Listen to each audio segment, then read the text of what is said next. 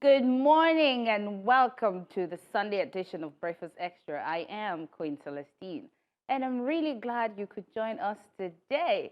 We've got a full plate, no pun intended, and I'm excited about the conversations we'll be having. Our guests are on standby and we'll be hearing their insights shortly. Now, let's talk about something that's been quietly bubbling beneath the surface: youth engagement in our democracy. Nigerian youth are some of the most energetic, creative, and outspoken in the world. They dominate culture, tech, business, even the food space. Trust me, I know a little about that. But when it comes to election, that same energy doesn't always translate. The paradox is clear. Young Nigerians want change. They speak about it passionately online. They make music about it, and they even march on the streets when it matters. Yet when the voter registration drives roll out, or when polling day comes, the energy thins out. History shows this again and again. Yes, there have been attempts to reel them in through music, pop culture, and big personalities, but the numbers often don't match the hype. Why does this matter, if you ask? Because elections are not just about standing in the sun to vote. They're about shaping the system that controls the very future we say we want change. Hashtags do not change laws. Skipping the ballot only leaves the decision in the hands of those you already don't trust. Democracy is not a spectator sport. You cannot shout from the sidelines and expect the score to tilt your way. So the real question now is, how do governments, institutions, and indeed all of us make the process feel worth it for the youth? Secure digital options, smoother registrations, credible collation, genuine inclusion. These are not luxuries anymore. They are necessities if we want democracy to survive. Look at Kenya. In the 2010 referendum and the 2017 elections, youth turnout rose. Why?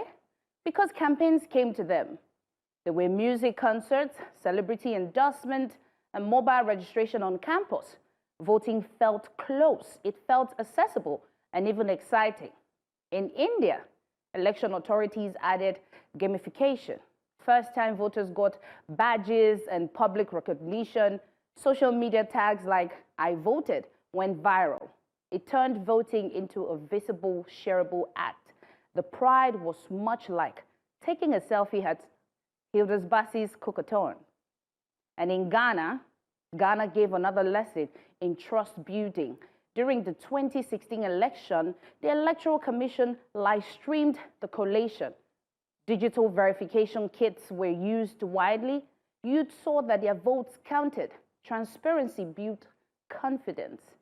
And maybe this is where I circle back to food and to Hilda Bassi's record-breaking attempt when she cooked the giant pot of jollof rice. Thousands of Nigerians, especially young people, were tuned in. They didn't just watch, they cheered, they shared, they stayed awake with her through the night.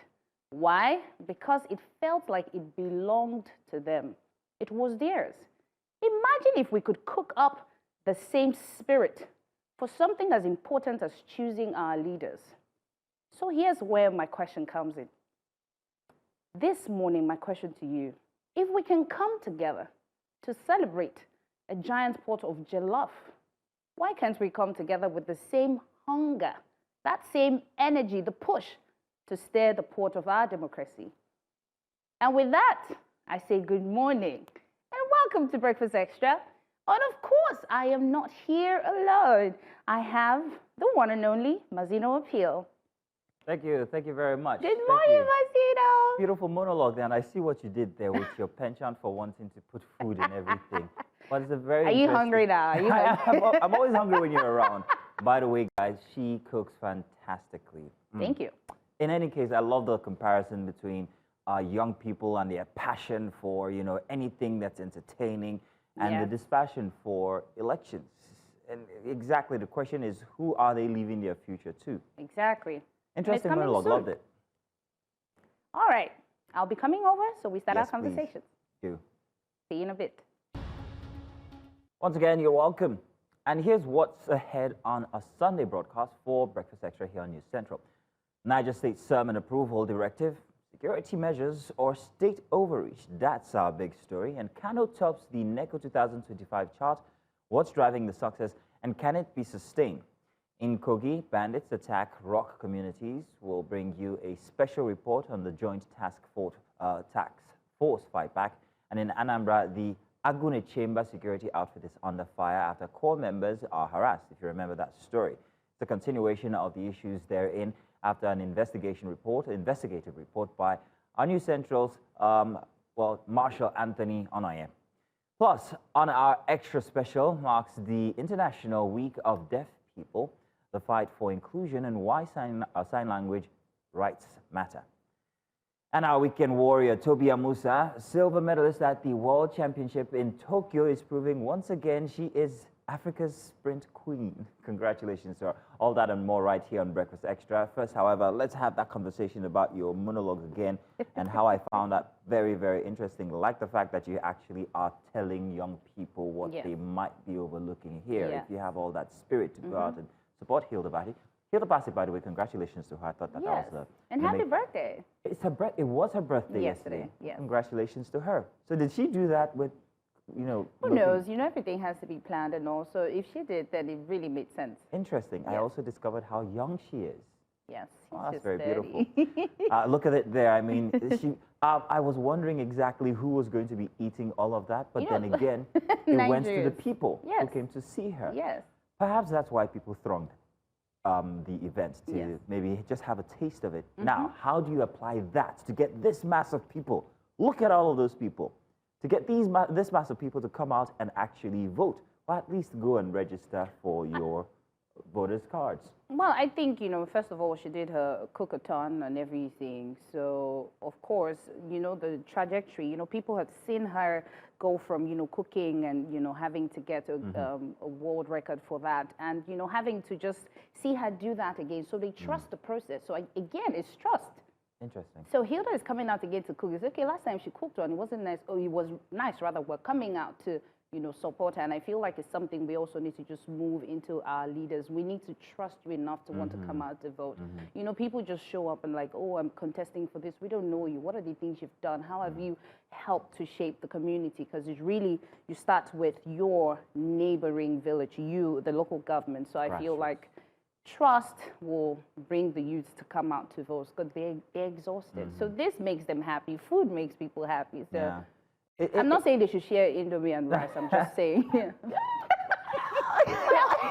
Don't, but it worked. If it worked for Hilda, then. But I think you're correct. Trust is a very big deal. And I think that when you engage young people where they actually live. Yes. And currently, young people live on social media. Yes. I don't see that drive when it comes to the PVCs, for instance, the continuous registration. I haven't seen much of that on social media. And that's where young people actually reside. So if they're not getting it come to them, they're just going to give up and say, oh, let them do what they want. But on the flip side, for the young people, who exactly are you going to let choose your leaders if you are not involved? That's the question. If you're more involved in Jollof, we have a strip today. Very interestingly, we're going to be doing the strips this hour. But it's the best part of the show. So one of the strips today actually says something about Hilda Basi. Interesting. In a very interesting way. When I saw it, I'm like, that's what you're talking about. You guys, exactly. So if you stay long enough, you get to see the strip this hour. Please stay long enough. Do stay till the end, in fact. In any case, welcome. Breakfast Extra commences right here. And we're going to be starting with our Weekend Warrior Award this weekend. A very interesting person. Queen, do you want to tell them already? Yes. So guess what? Some victories are measured not in the color of the medal, but in the weight of the journey that carried it. On Friday night in Tokyo, Nigeria's Tobi Amusan ran into the history books once again, clinching silver in the women's 100-meter hurdles with a blistering 12.29 seconds.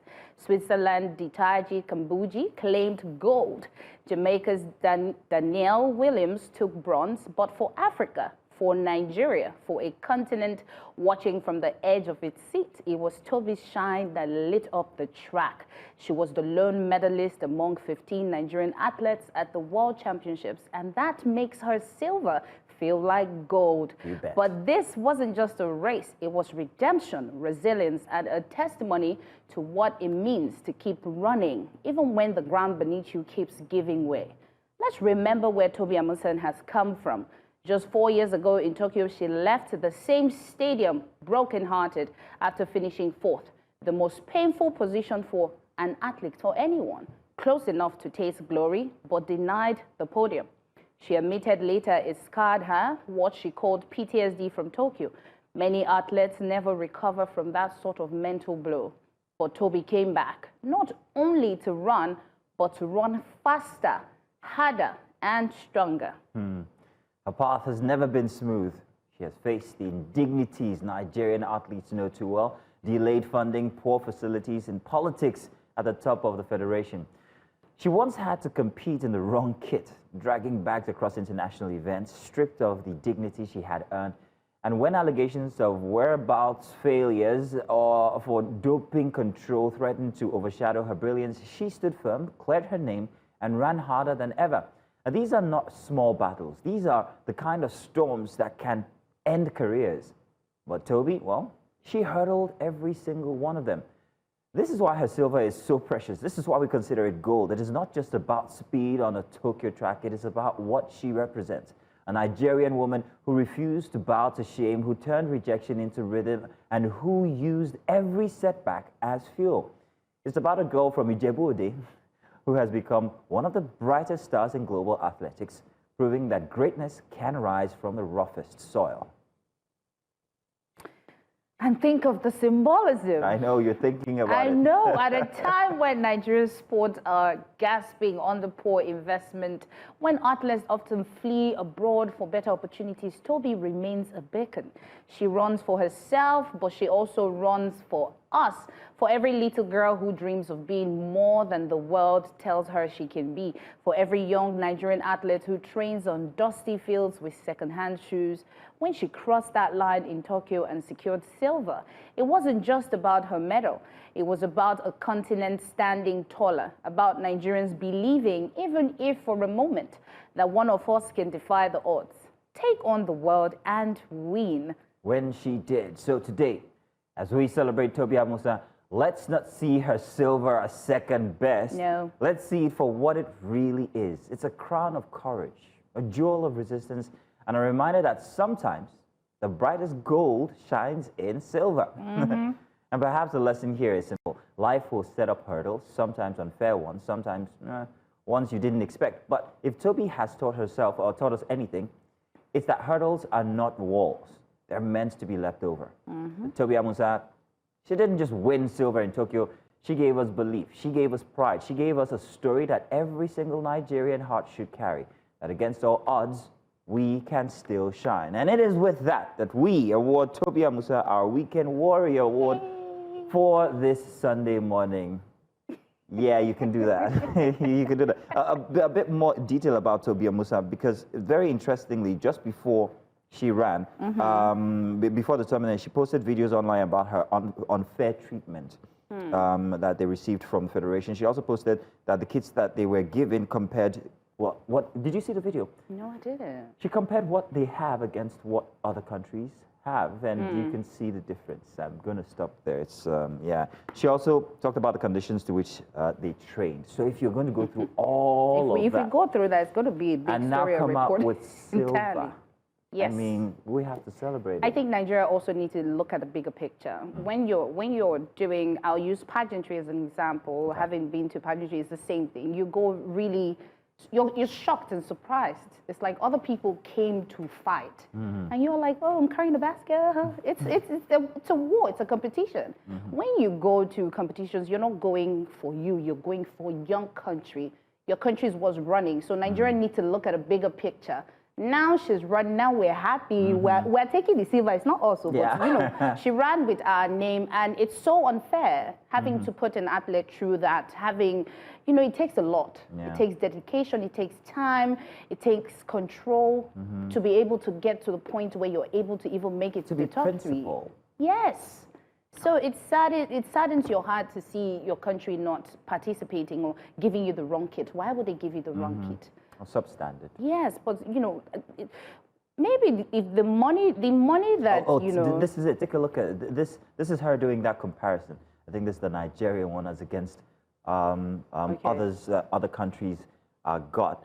I think there's so much. Is that it? Yeah. Well, that's it. That's how it came. That's the little bag, nylon bags and stuff. I think this might be the jersey or the tracksuit, if I'm not mistaken. She wasn't pleased with it, to say the least. So there's her you call them uniform, just tracksuits, I guess. I wish we could get the audio on this. Can we get the audio, please? Is it possible to get the audio? Oh, Nigeria, all the other countries, they give their athletes suitcases. See what in Nigeria pack kits put for athletes. Every year, that's what they collect. It's one small lino bag. A country, which company be this? Iresa. This country will steady embarrass you. Now, can't say many people not switch allegiance. Now, never ready. I beg you. Nigeria give us one. Rosie is a laugh. I'll put it for video now. 2. So that's the first time you see her absolutely natural. Oh God, Nigeria, I'm sorry I'm laughing, but it is not funny. It isn't. As an athlete, do you know how much you sweat? Do you know how many times you need to change? Do you know how many of those you need in the day? Yes, and you know, basically I feel for anything, support. You know, we see all these budgets, and I'm yet to receive the alerts that, you know, they sent to the 18 million Nigerians. Hey. I'm yet to receive my alert. Don't start talking yet. You know, so, you know, for people going out there to you know, represent Nigeria, a lot of people have seen Nigeria as bad, you know, African prince and all whatnot. So the little are they seeing Nigeria as bad, or is Nigeria presenting itself as bad? Exactly. So the other people that go out there to try to make Nigeria, you know, look good and make people see that, yes, not only Nigerians are bad, there are bad people everywhere. But, you know, it's heartbreaking. Two justice, what's she supposed to do with it? I'm still caught on how she explained everything. Still on the nylon. Okay. So congratulations to Tobi Amusan on her silver medal. Congratulations to Nigeria for our gold, because that is how we see it, whether you like it or not. It was a beautiful win for all of us. Thank you very much to Tobi Amusan. Yes. And that's why Breakfast Extra is awarding her our Weekend Warrior award here this Sunday morning. Yes. There's also more coming up this Sunday morning. We have the strips coming your way, so let's get ready for that one, because it's Queen's best part of the show. I'll catch you there.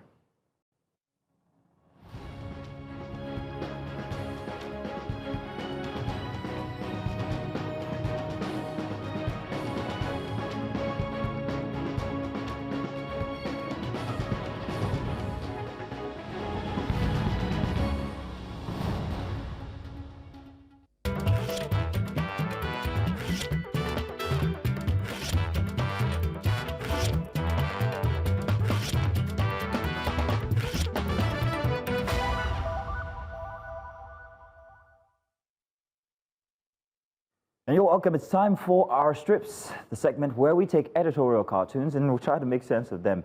We don't really need to do much, because a picture, they say, is 1,000 words. So you're going to be getting it at first sight. So let's take a look and see what we have for today. Of course, I'm not doing it alone. Queen Celestine is joining me, my incomparable co-host. Thank you very much, Queen. So Queen, one of these strips this morning, I will let you take all by yourself. And you will find out why when we get there. But first, let's start with this. This week, or the past week, was a very interesting one, sad for many. Afriland House and I think Amandalus experienced fires. Now, these fires saw shops and offices burnt, and lots of life and property as well. Very sad. But there is a certain response we don't really get much from when it comes to fires in Nigeria because of very many factors. Let's take a look at the editorial here, our cartoon here from Business Day, and it's by Asukwo. It's what could be seen as a fire truck. Oh, take a look behind, by the way. That's the skyline for Lagos. I think that might be the NITEL building he's trying to depict there. Smoke coming, billowing, streetlights and everything. But we have a fire truck, in quote, heading to the fires. But it looks too much like a tortoise. And the droplets of water there depicting that we don't really have the response capacity for where we are going. But let's get there anyway. Point is, I ask you a question, Queen. Have you ever heard of a situation where the Nigerian fire service actually got there to save the property, where we had more than half of it remaining? Because these shops burnt down to the ground. I'm not saying they didn't give enough. I'm not saying they didn't try their best. They did. Let's thank God that it was 4 buildings and not more than that when it comes to the Mandela's issue. And let's thank God that we didn't lose more lives in the Afriland instance. However, when are we going to get response services that actually save property?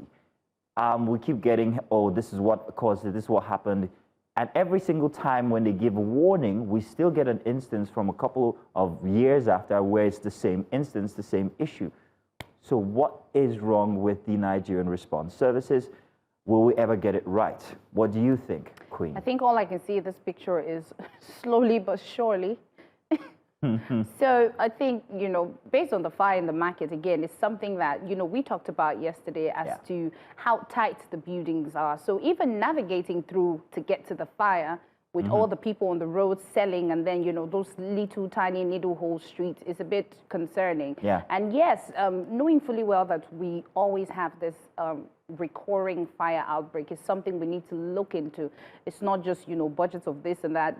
Fire is, it's scary. You know, if we keep, you know, having this every year and then we don't have enough help, enough resources, then I really don't know what else to say. Something you said about the, you know, access to buildings, especially in Lagos Island, it's a big problem. Yes, true. That market is really congested, whether it's the buildings or people. And in times of chaos, it's even worse. So they might have had plenty of challenges reaching those buildings. Let's not overlook that. But when it comes to awareness, when it comes to fires, how much are they doing? Is it just that the instance of a fire, they saying, oh, fire is, this is why people, stop using your generators.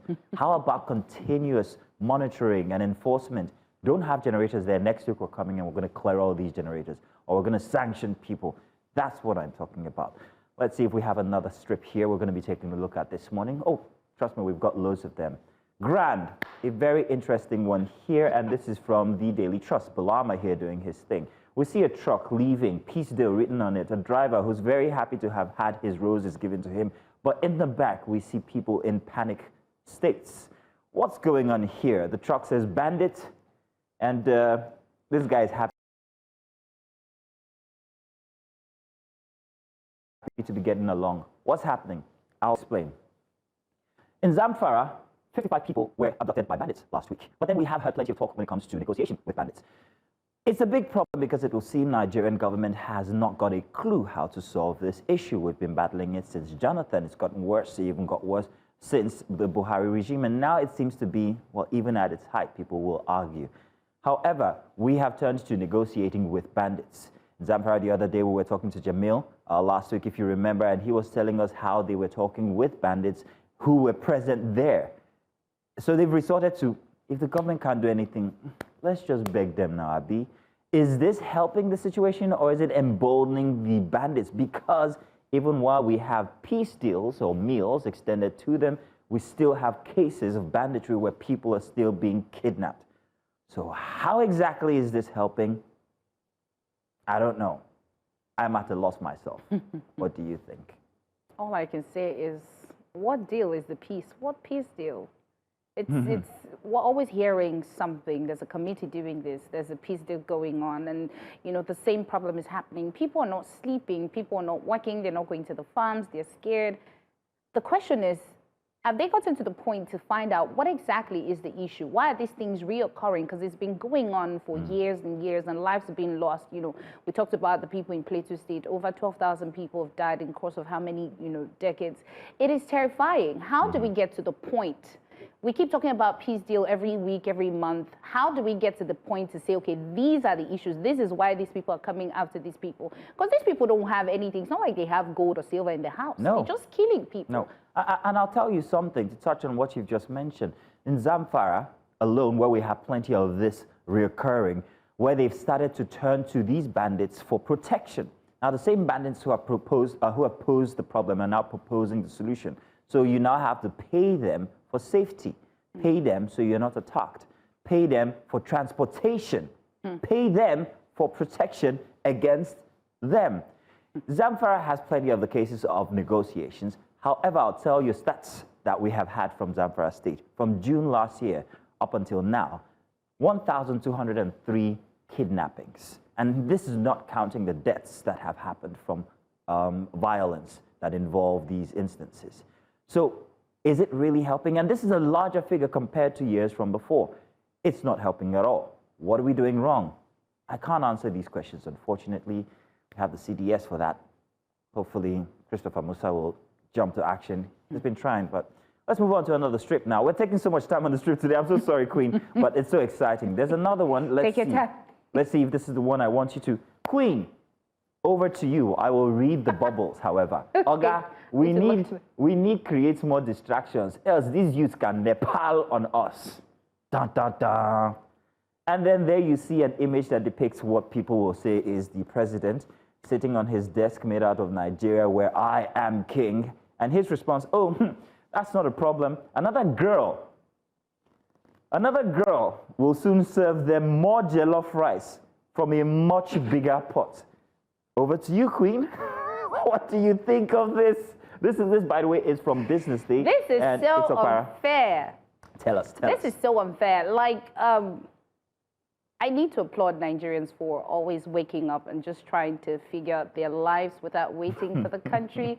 You know, Hilda did amazing, having to, you know, break another record. Phenomenal. And of course, Nigerians came out to support. That's to show you how much Nigerians actually support each other when it's not chaotic, when you're transparent, when you're open. So the government banking on citizens to figure out a distraction, a concern, a party for the youth is actually, then we should lead. You guys should just take a back seat. Why don't we just, you know, think about the country?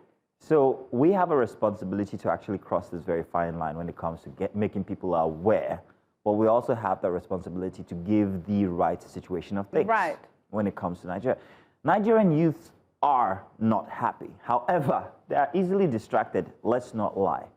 From your monologue to this cartoon here, it is true that any little thing, it just takes a little scandal and we're off again. We're not thinking about processes that we were very, very aggrieved over just only yesterday. Why don't we have light? Why is prices rising? Why is my local government not giving me good roads? All that fades once Friday or Saturday hits and somebody's having a big concert or trying to break another record. And we're all like, ooh, let's go do that. Now, if we take that energy, like you said from your monologue earlier, transfer it into governance or our need for governance, I think we'll have a better system.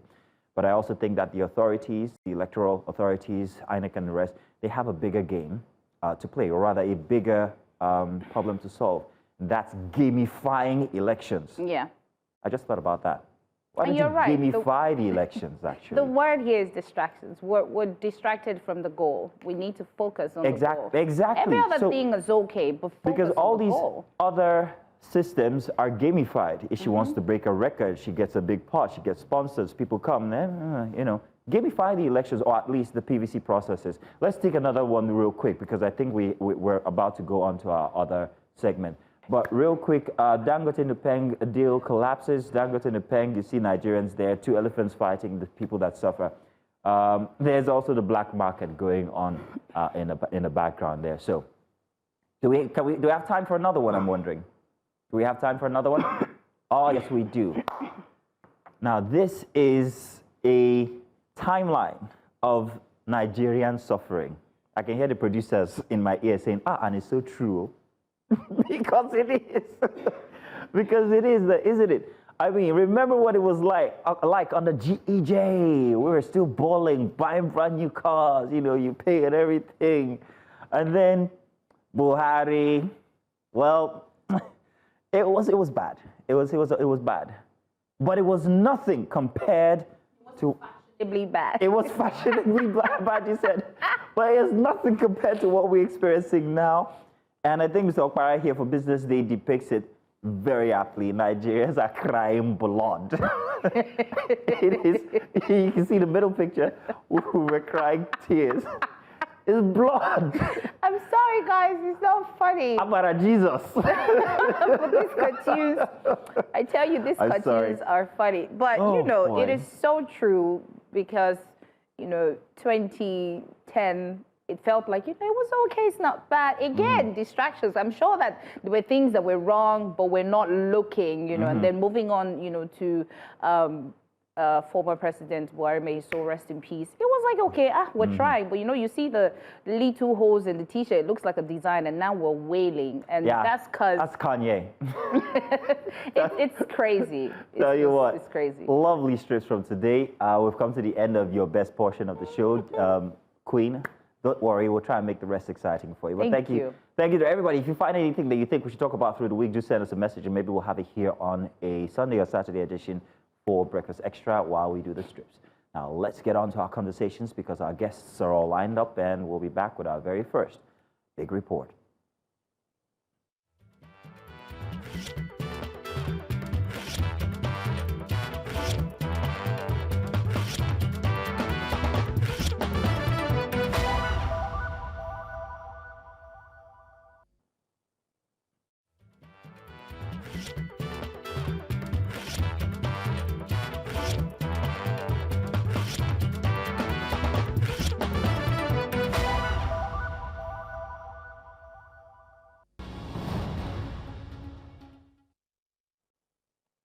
Let's talk about the National Examination Council, NECO, and it has released the result of the 2025 Senior Secondary Certificate Examinations. And Kano State has emerged as the top performer nationwide. According to the council, candidates from Kano recorded the highest number of credits in core subjects, including mathematics and English language, making the state the standout performer in this year's chat. The announcement has drawn widespread attention, both for the academic feat and for what it signals about the state's education system. The Kano State government has vowed to sustain this momentum, pointing to years of policy interventions, investment in teacher recruitment, and expanded access to free education. News Central's Emmanuel Bagudu reported on this earlier this week. Reactions and counter-reactions have trailed the recent release of the 2025 NECO results, where Kano was announced as the best performing state for the first time since the inception of the exams 25 years ago. The Kano State government says that the feat was as a result of the declaration of the state of emergency in education, where the state voted 30% to education in its 2024 budget. This historic achievement is a direct result of the sweeping reforms and the sustained investment in the education sector by this administration. Scoring 60.26%. So which means Kano is leading in NECO examination. For the civil society in the state, they say that it is not yet uhuru, as there are very conspicuous gaps in the education sector that needs to be attended to if this feat must be sustained. Why are we troubled? The government needs to do more, because it's not only celebration. The government has to sustain and do more, because there will be expectation next year. And one other thing is, we have seen what led to this is improvement in teacher training and retraining, because once you take SUBEP, once you take KSSMB, there is improvement in teacher training. I could remember even us within the CSO's wall, we have taken charge in terms of maybe training 10 teachers, 2 teachers, closer to where your organization is, and different development partners has taken teacher training and also production of material, learning material as their priority. Governor Yusuf says that he will continue to work with relevant stakeholders and is open to constructive criticism that will lead to the improvement of the state education sector. In Kano for News Central, Emmanuel Bagudu. Stellar reporting there by Bagudu. Past results have shown wide disparities among states, often reflecting uneven investment in infrastructure, teacher training, and also student support. Kano's success now brings both praise and scrutiny. Can the state maintain this lead, and what lessons can Nigeria draw from this? So to help us unpack this, we're joined by Mustafa Mohammed, Chief Press Secretary to the Kano State Governor, and we'll be expecting Emmanuel Bagudu as well to join us. Hopefully he'll be joining us before the end of our session here. Mr. Mustafa Mohammed, thank you very much for joining us this morning, sir. Welcome. Thank you very much for having me on board. Thank you. So please, if you will, what specific policies or investments does the Kano State government believe were most decisive in achieving this result that we see here? Well, honestly speaking, there are lots of decisive actions by the state government that led to this success, led to this great feat, you know, which is the first of its kind in Kano State for 25 years. You know, initially, let me give you a background. Initially, during the campaigns, the governor promised that education is the priority, and is second priority, is third priority. So the governor is really have more concern about education, even during campaigns. So when he got into office, he quickly looked at the problems, you know, associated with the education at that time. You know, there are so much deficits in infrastructure, so much deficit in terms of shortage of teachers and other, you know, atmosphere for learning. So he said the best way to go about it is to declare state of emergency. That's the first thing he did.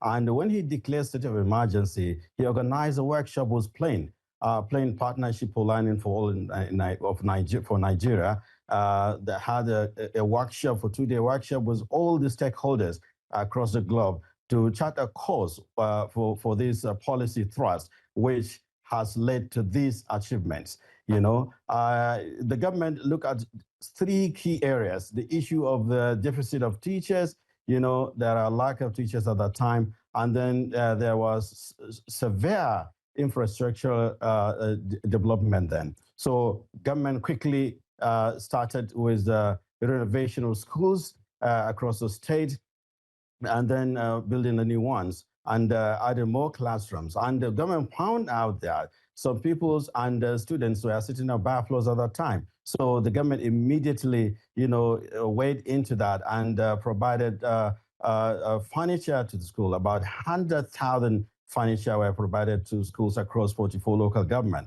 You know, that's really rolled back the issue of sitting on bare floors. And then the issue of teacher, because you cannot construct or make a befitting environment, but you have to look at the teacher itself. You have to encourage him. You have to motivate him. That motivation really goes a long way in training, retraining of the non-teaching and teaching staff across the state. We have more than 10,000 now who underwent trainings, and they are given tools, including collaboration with partners in education. So these are the key areas where the government, you know, did and will continue to do that so that we get more successes in education.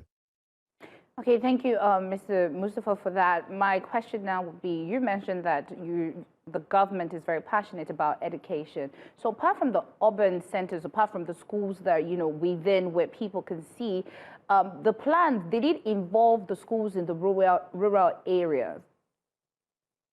Yeah, sure. The plans is really taking care of the rural areas as well. It's not just that the government is concentrating on the urban centers, no. But what I want people to know is that we have thousands of schools across the state. So it's not easy at just all at once that you provided all what you want in all that. But it should be a gradual, you know.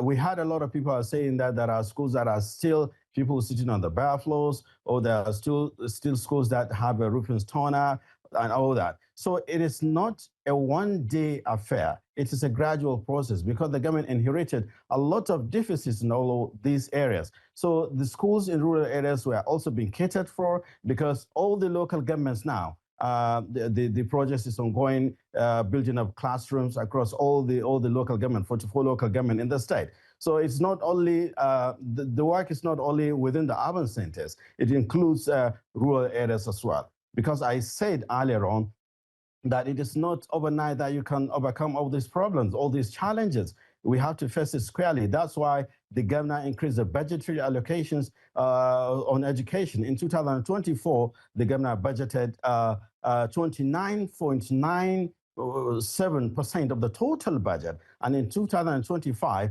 the budget was jacked to 31.5%. This shows a seriousness of the government to look into the problems and challenges of education and see how we can move forward.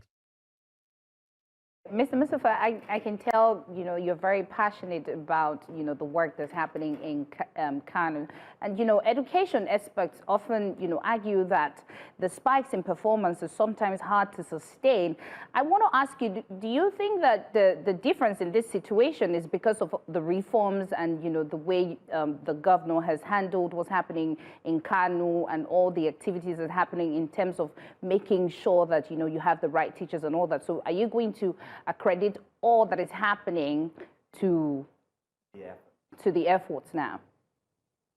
Yeah, honestly speaking, basically it's the efforts of the government, because the government has gone on into a holistic approach on that problems. It's not only moving to one direction, it's right, left, and center. It touches the teachers, it touches the infrastructure development, it touches about the conducive atmosphere for learning. You understand? Look at the teacher, for example. If you don't motivate a teacher, for example, whatever you have provided, it could not, get in what you want, for example. But the government keeps motivating the teachers in terms of training, as I said earlier on, and then about the payment of their own salaries as when due. And there were no cuts like it were before, because that fear within the teachers that they don't have, that every month their salaries are being cut in the last administration. But this administration stopped that, and they paid at when due. And now, another thing that encourages the teachers is about the gratuity that the government is now paying. There are lots of backlogs of the gratuities, billions and billions of naira, and the government is settling it. So now the teachers are having a very, very comfortable that, yes, when I retired, I will get my gratuity and I'll get a pension as I so and do. All these kind of encouragements is that will make us to sustain the tempo on this. And I believe if we continue, which I believe the government is really, really, really concerned about education, we will continue with all these steps so that we maintain this tempo. Now, Mr. Mustafa Mohammed, you paint a very beautiful picture, and I know that once you incentivize people, they do more. They're willing to put in more. So I'm happy to hear that teachers are actually getting what they deserve here on earth instead of, like they say, your reward is in heaven. However, performance, they say, is something that is very critical.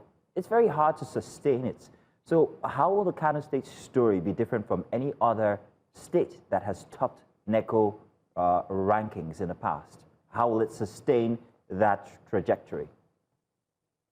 Well, I think the issue is about determination of the government. If the government is determined about the policy thrust and the political will of the government will let that to happen, honestly. Like I told you earlier on, the governor has passion in education, and then he copied from his own predecessor, the former governor of Kano State, Dr. Tobi Amusan, so who had done very well in education then, and he promised that he would step into his shoes. And that's what is happening now. So I believe in the next 4-6 years, for example, I could imagine how the Kano is going to be in terms of educational development, because this is just 2 years and some few months, and we have seen this kind of transformation in education. So I believe if the government continues to probably 6 years, we believe there are lots and lots of development in education. I could imagine how the state will be. The answer is a great, great, great position.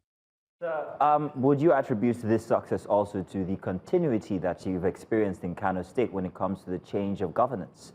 From Kwankwaso to the current governor, that handshake, do you think that that continuum is responsible for the good ratings that we have now when it comes to education in Kano? Yeah, not only education, honestly. Almost all the people-oriented projects, done by the former governor, the NNPP national leader, Dr. Rabi Musa Konko. So it's been continued. Look at the foreign scholarship; it's been continued now, and a lot of people are benefiting from that. The students are coming back in batches. So not only on education, on health sector, and infrastructure development, on everything that are people-oriented projects. This government is really keen about that. So I believe it will continue, and then the people will continue to reap the benefit of this political will of the Kano State government under the administration of Alhaji Abba Kabri Yusuf. We are very concerned about that, and I believe the government will continue with the tempo. And I'm telling you that success is always coming around us. I'm sorry, I'm going to go again with another question here, and this question has to do with inclusivity. The girl child. How much focus is being put on the girl child? In northern Nigeria, there are many arguments that the girl child, education for the girl child is not respected as much as what it is for the boy child. So what efforts are being put by the Kano State government to make sure that children who are girls are also adequately provided for when it comes to education, and supported and encouraged? Well, honestly speaking, this administration of Alhaji Abba Kabir Yusuf focuses on that girl child education because it really encourages girls to go to school. The first thing that the government did was realize that the girls are finding it difficult to move around from their locations to schools. So government provided buses. About 70 of the buses are moving from one place to another to take them to schools. And when the school closes, they'll be taken back home. So, and also provision of uniform and other instructional materials for the girls. So the government is only keen about that and is encouraging the girl child education. That's why a lot of girls now are in school compared to the previous administration. If you take the statistics, definitely, I don't have it on head, but I know that this kind of motivation from the state government had really helped girl child education in Kano, and I believe more and more is coming. Like what I heard from one of the experts on education saying that the government has to do more. Yes, we are willing to do more, and I believe the governor will continue to do more, including all the stakeholders that are partnering with state government. I believe the sky is the limit. Thank you so much, Mr. Mustafa. Do hold on. I think Mazino would have a question for you, but we're now joined by our news correspondent, Emmanuel Bagudu. Emmanuel, good morning. Can you give us an update? You made a report of this, and we can see that, Kano, they're happy and they're cheered up. Can you tell us if there was a difference? Did you observe any gaps between the policy claims and the life, as in the reality that is being lived by the students on the ground? Emmanuel?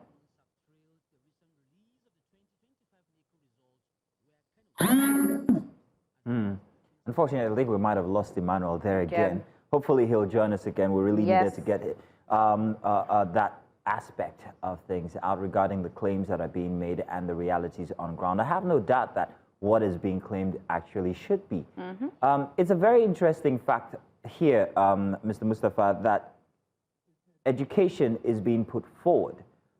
Now, what samples can other northern states take from Kano State to make sure that education is on the forefront of their agenda when it comes to providing and development for their citizens?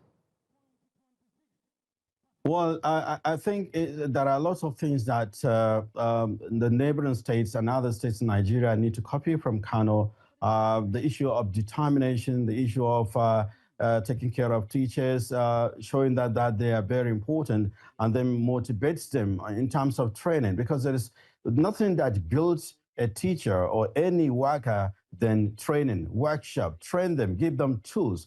Let them know that, yes, they are very important to that drive. So that will make them have a zeal, to teach very comfortably. And also from the side of the pupils and students, you also show them that you really have more concern about them. Lots of thousands and thousands of pupils and students were sitting on the bare floor. So we provided a three-seater bench for them. Over 100 of that. If you multiply 3 by 100,000, you're talking about 300,000 seater, 300,000 pupils and students that you liberated from sitting on the battlefield, that embarrassment. So all this kind of thing, trying to show that everybody is important and that education is very key in all your policy thrusts. So I believe if the governments copy from that, they'll do more on that. And the gaps, in education definitely will be reduced, especially looking at the budgetary allocation as well. A lot of states don't give much priority to education in terms of budgetary allocation. And there's no way that you can succeed without a funds, without investment in education. If you want to succeed, you have to put more money into education because there are lots of things that you need to do to give quality education. That's what the Kano government has been doing under the leadership of Haji Abba Kabir Yusuf. And I believe if other states copy from that, definitely, the educational development will be great all over Nigeria. Right. I want to believe that we have Emmanuel back. Emmanuel, if you can hear me, good morning. And can you tell us, based on your report, although Mazino has said he's not so sure if there's a gap, but can you tell us on your report, what was the mood like for the parents and the students who, noticed that, they made it, they had their 5 score? And, did you observe any gaps between the policy claim and the reality that the students are living on the ground?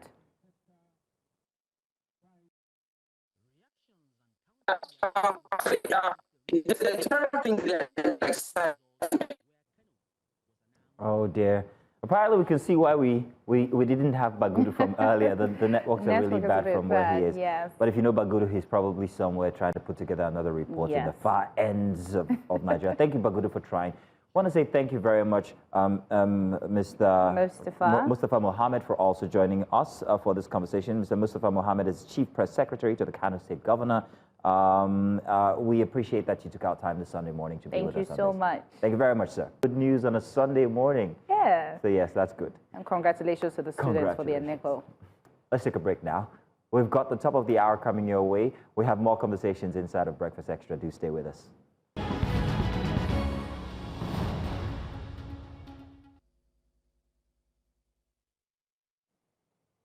Good morning once again and welcome. It's still Breakfast Extra, but these are the headlines. My name is Mazino Appeal.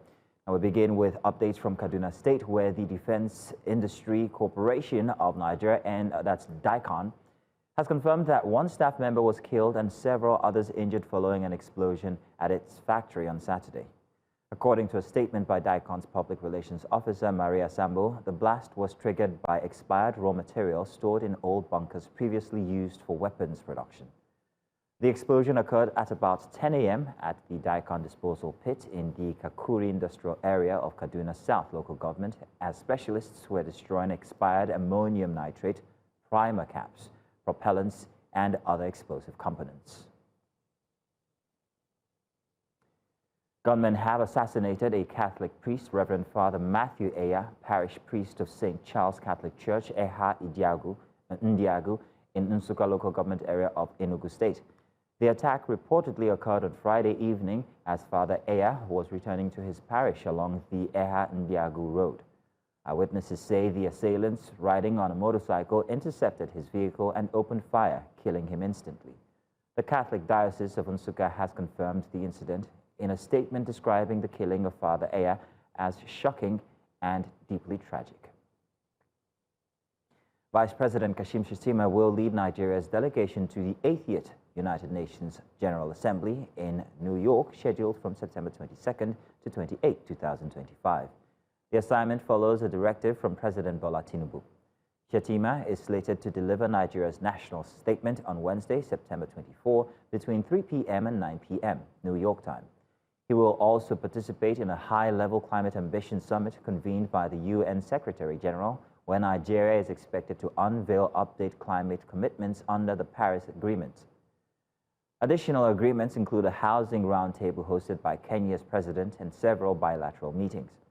Following the UNGA, the vice president will travel to Frankfurt for consultation with Deutsche Bank officials before returning to Nigeria.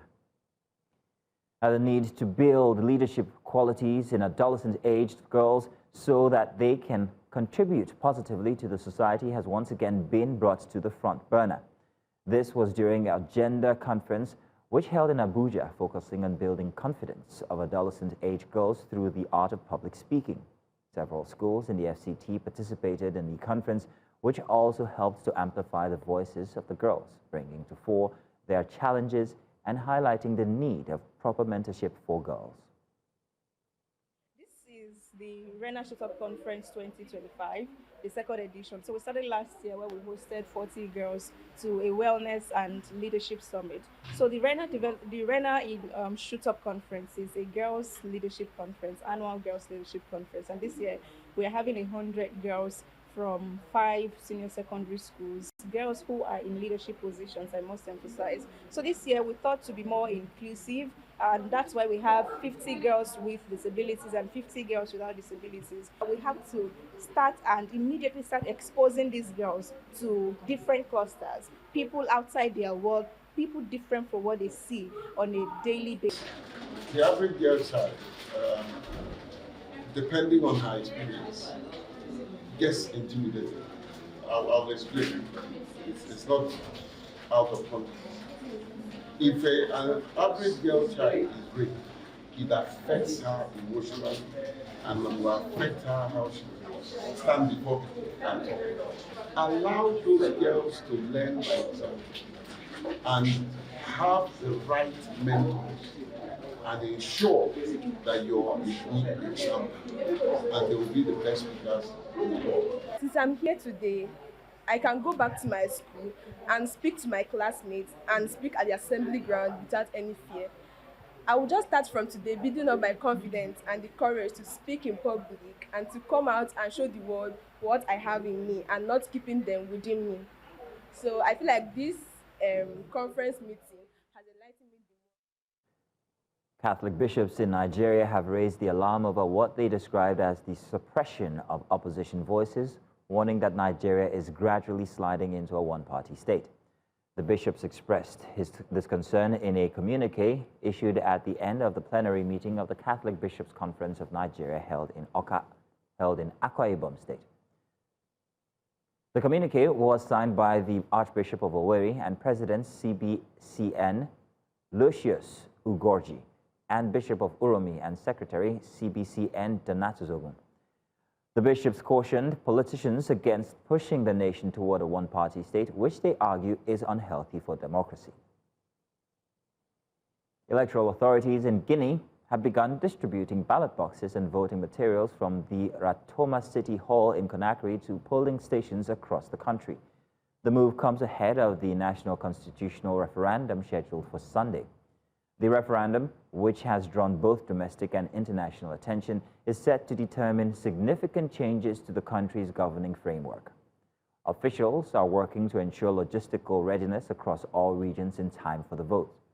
Observers note heightened political tension surrounding the referendum, with opposition groups raising concerns over transparency and fairness. In more news, major European airports, including London's Heathrow, Brussels, and Berlin, faced flight cancellations and long delays after a cyber attack hit check-in systems.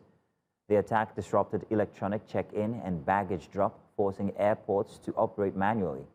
Brussels Airport cancelled at least 10 flights and delayed 17 more, while Heathrow warned of delays at its busiest Terminal 4.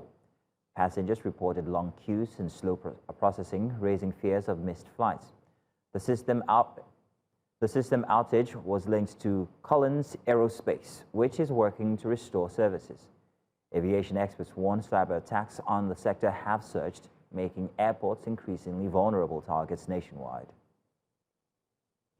On ne s'est jamais retrouvé aussitôt à l'aéroport, parce qu'on a eu l'information via un ami, et puis on a vu effectivement sur Zaventem qu'il y avait un souci.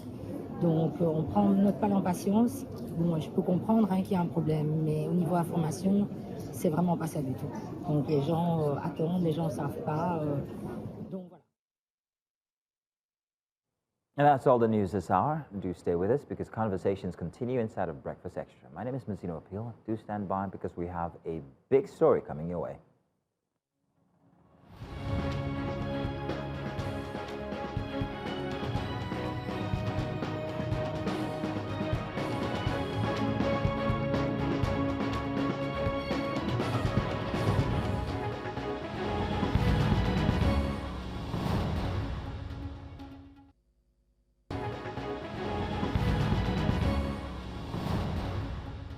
welcome back. And this is our first big story. The Niger State government has sparked national debate after announcing that clerics in the state must submit their sermons for approval before delivering them. Governor Mohammed Umar Bago defended the move, saying it was necessary to curb incitement, extremism, and hate speech from the pulpit. The directive, however, has drawn sharp criticism from religious leaders and rights advocates who see it as an infringement on religious freedom. Nigeria has long grappled with balancing freedom of worship, guaranteed under the Constitution, against concerns over security and social order. Proponents of Niger State's policy argue that unchecked preaching has in the past fueled division and violence. At the heart of the issue lies a delicate tension: how to protect society from hate speech without undermining the very freedom that anchors Nigeria's democracy. Is Niger's approach a safeguard or slippery slope? To shed light on this, we're joined by Umar Dada. He's an educationist, a poet, and also author, and also Joseph Hayab, chairman of the Christian Association, Nigeria's Northern States, and the FCT. Gentlemen, you're welcome. Thank you very much for joining us this morning. Morning. I'm going to start by asking Mr. Umar Dada. Sir, when you first heard that clerics in Niger State would need to submit their sermons for approval, what went through your mind? Who do you believe this was referring to? Mr. Umar Dada. It appears you're talking, but I can't hear you at all. Oh, can you hear me now? Can you hear me now? Okay.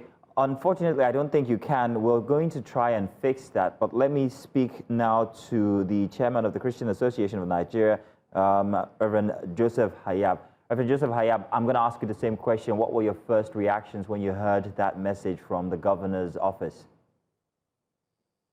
Well, when I read this statement on the news, like every other person, I was worried. But part of my practice in leadership is to investigate and make inquiry.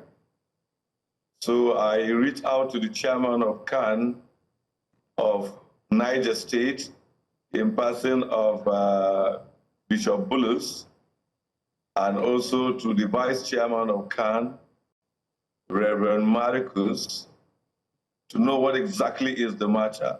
I also called on the media assistant or the special advisor to the governor of Niger State on print media, Aisha, to get what exactly it is.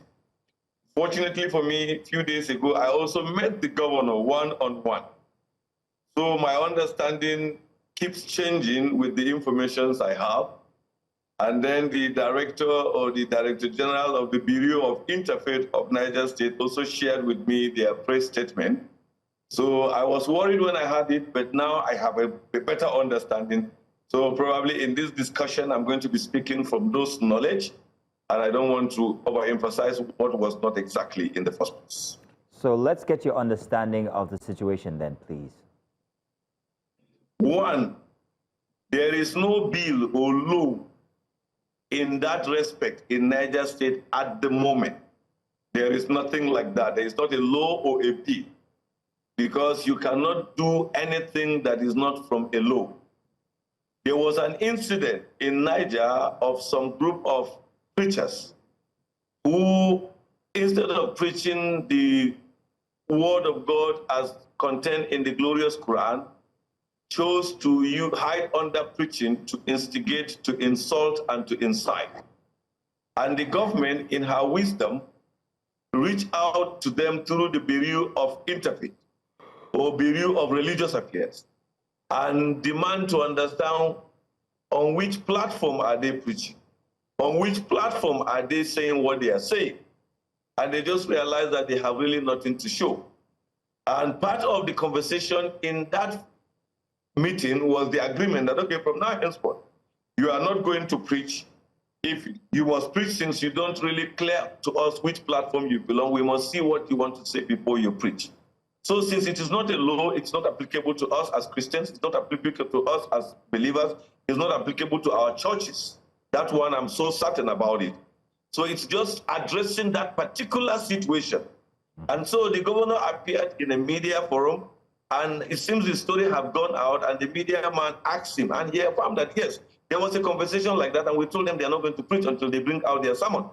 But I think it was presented out there wrongly, as if there's a law to stop people preaching and to give people, because I did explain to the governor, I said, look, in Christian preaching, yeah, we do prepare our sermons and write it down, but most of what we say is from inspiration. You pray, you prepare, and seek the face of God for what God wants you to tell to the people. So how do I submit that to the governor? How do I submit them to the bureau? Or how do I submit that to a police or some committee? They are not God.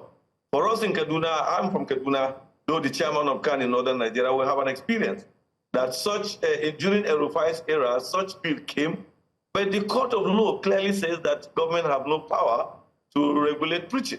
So with that, we didn't have much to worry since the governor cleared that it wasn't really a bill, and this was what they wanted to address. But I think when it went to the media, it was mispresented and created some little tension. But when we got the facts, we cleared to our people that there's no cause to panic. All right, I think we're going to try and get back Mr. Umar Dada. We have you back, but please do clarify, Reverend. Is this directive strictly for Christian clerics, or does this also apply to Islamic clerics as well? What happened was to address a particular situation, not even an entire state issue.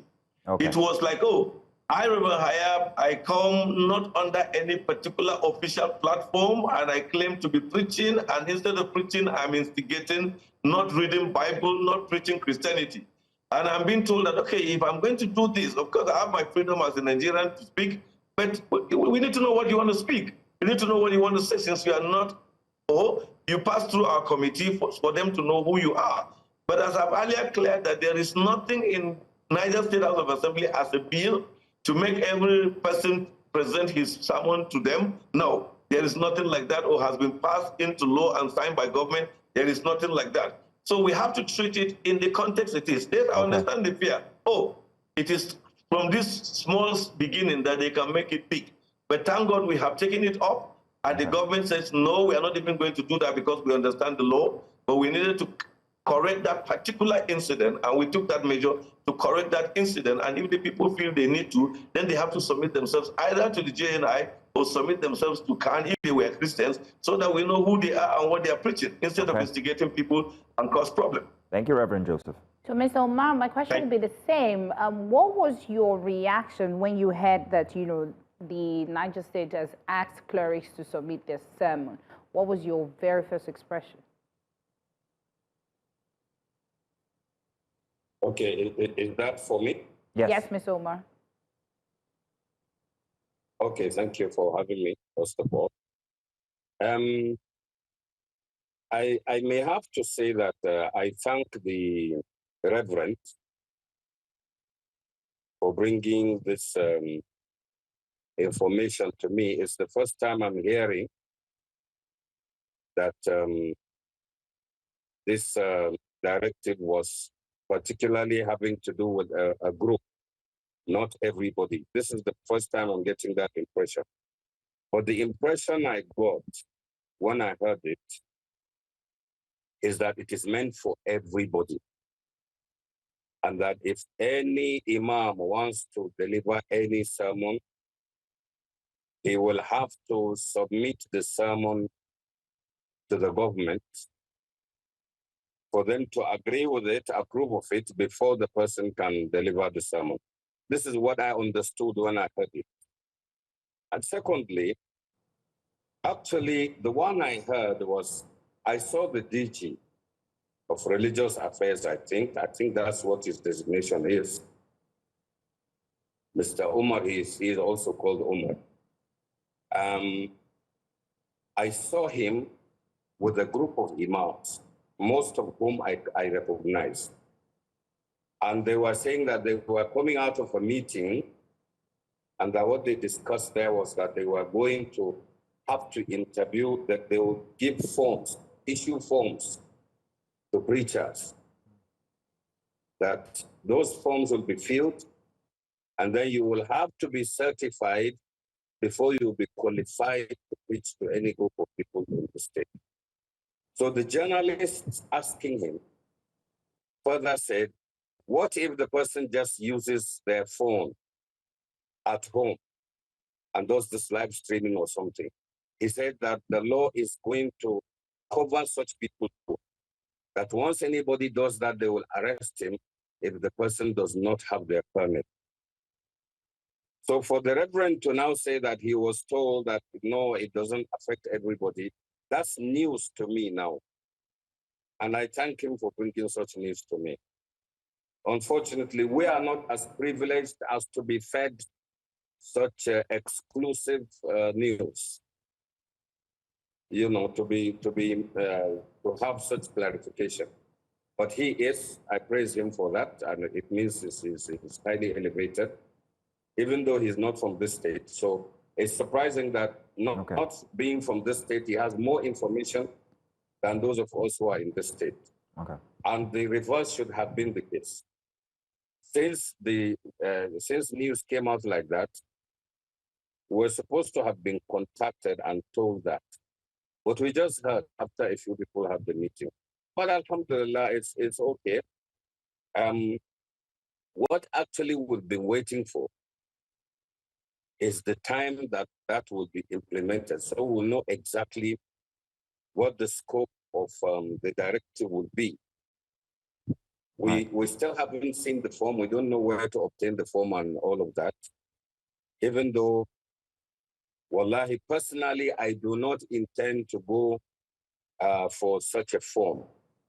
Because like the Reverend said, I know that the law does not permit anybody to do that under the democratic dispensation. So in the open letter that I wrote to the governor, what I advised is that since people have been known to be preachers and people have been given the podium and all that, some people have the mimbar in the mosque to deliver Jumu'ah sermon. Some do the tafsir, the exegesis of the Quran and so on. They are known to do this. Just monitor such people, as government should always do. If anybody comes up with anything strange, then that particular person is quizzed. It is better than to just say, no, generally in this whole state, we have thousands of preachers. You say that every person must obtain a permit before they can preach, before he or she, because they are also female preachers, by the way, many of them also. I believe that that would be too much of a task for a government that already has so much in its hands. Our government is doing very well. We are quite supportive of our governor because for the first time in all the years that we've had democracy, we have a governor that seems to really genuinely care. Mr. Omar. And so we would have liked such government to concentrate more. Now, just a second, Mr. Omar Dada. Positively. My apologies, sir. I had to cut in there because we are running out of time, but we still have a little time to discuss this. Now, you've noted something that the Reverend Joseph also, well, it's kind of like different information here. While we're talking about freedom of speech for clerics and freedom to practice religion, what about the fact that there seems to be miscommunication entwined in all of this? Whose responsibility is it that the clear information be passed to clerics so they understand and to stop it from vibrating in a different direction in society? Because that's what's happening now. And that in itself could cause problems if the information is not clear to the populace. Of course, the problem has to be from the government. It's the government that has the sole responsibility of clearly, communicating with the people and making these things clear.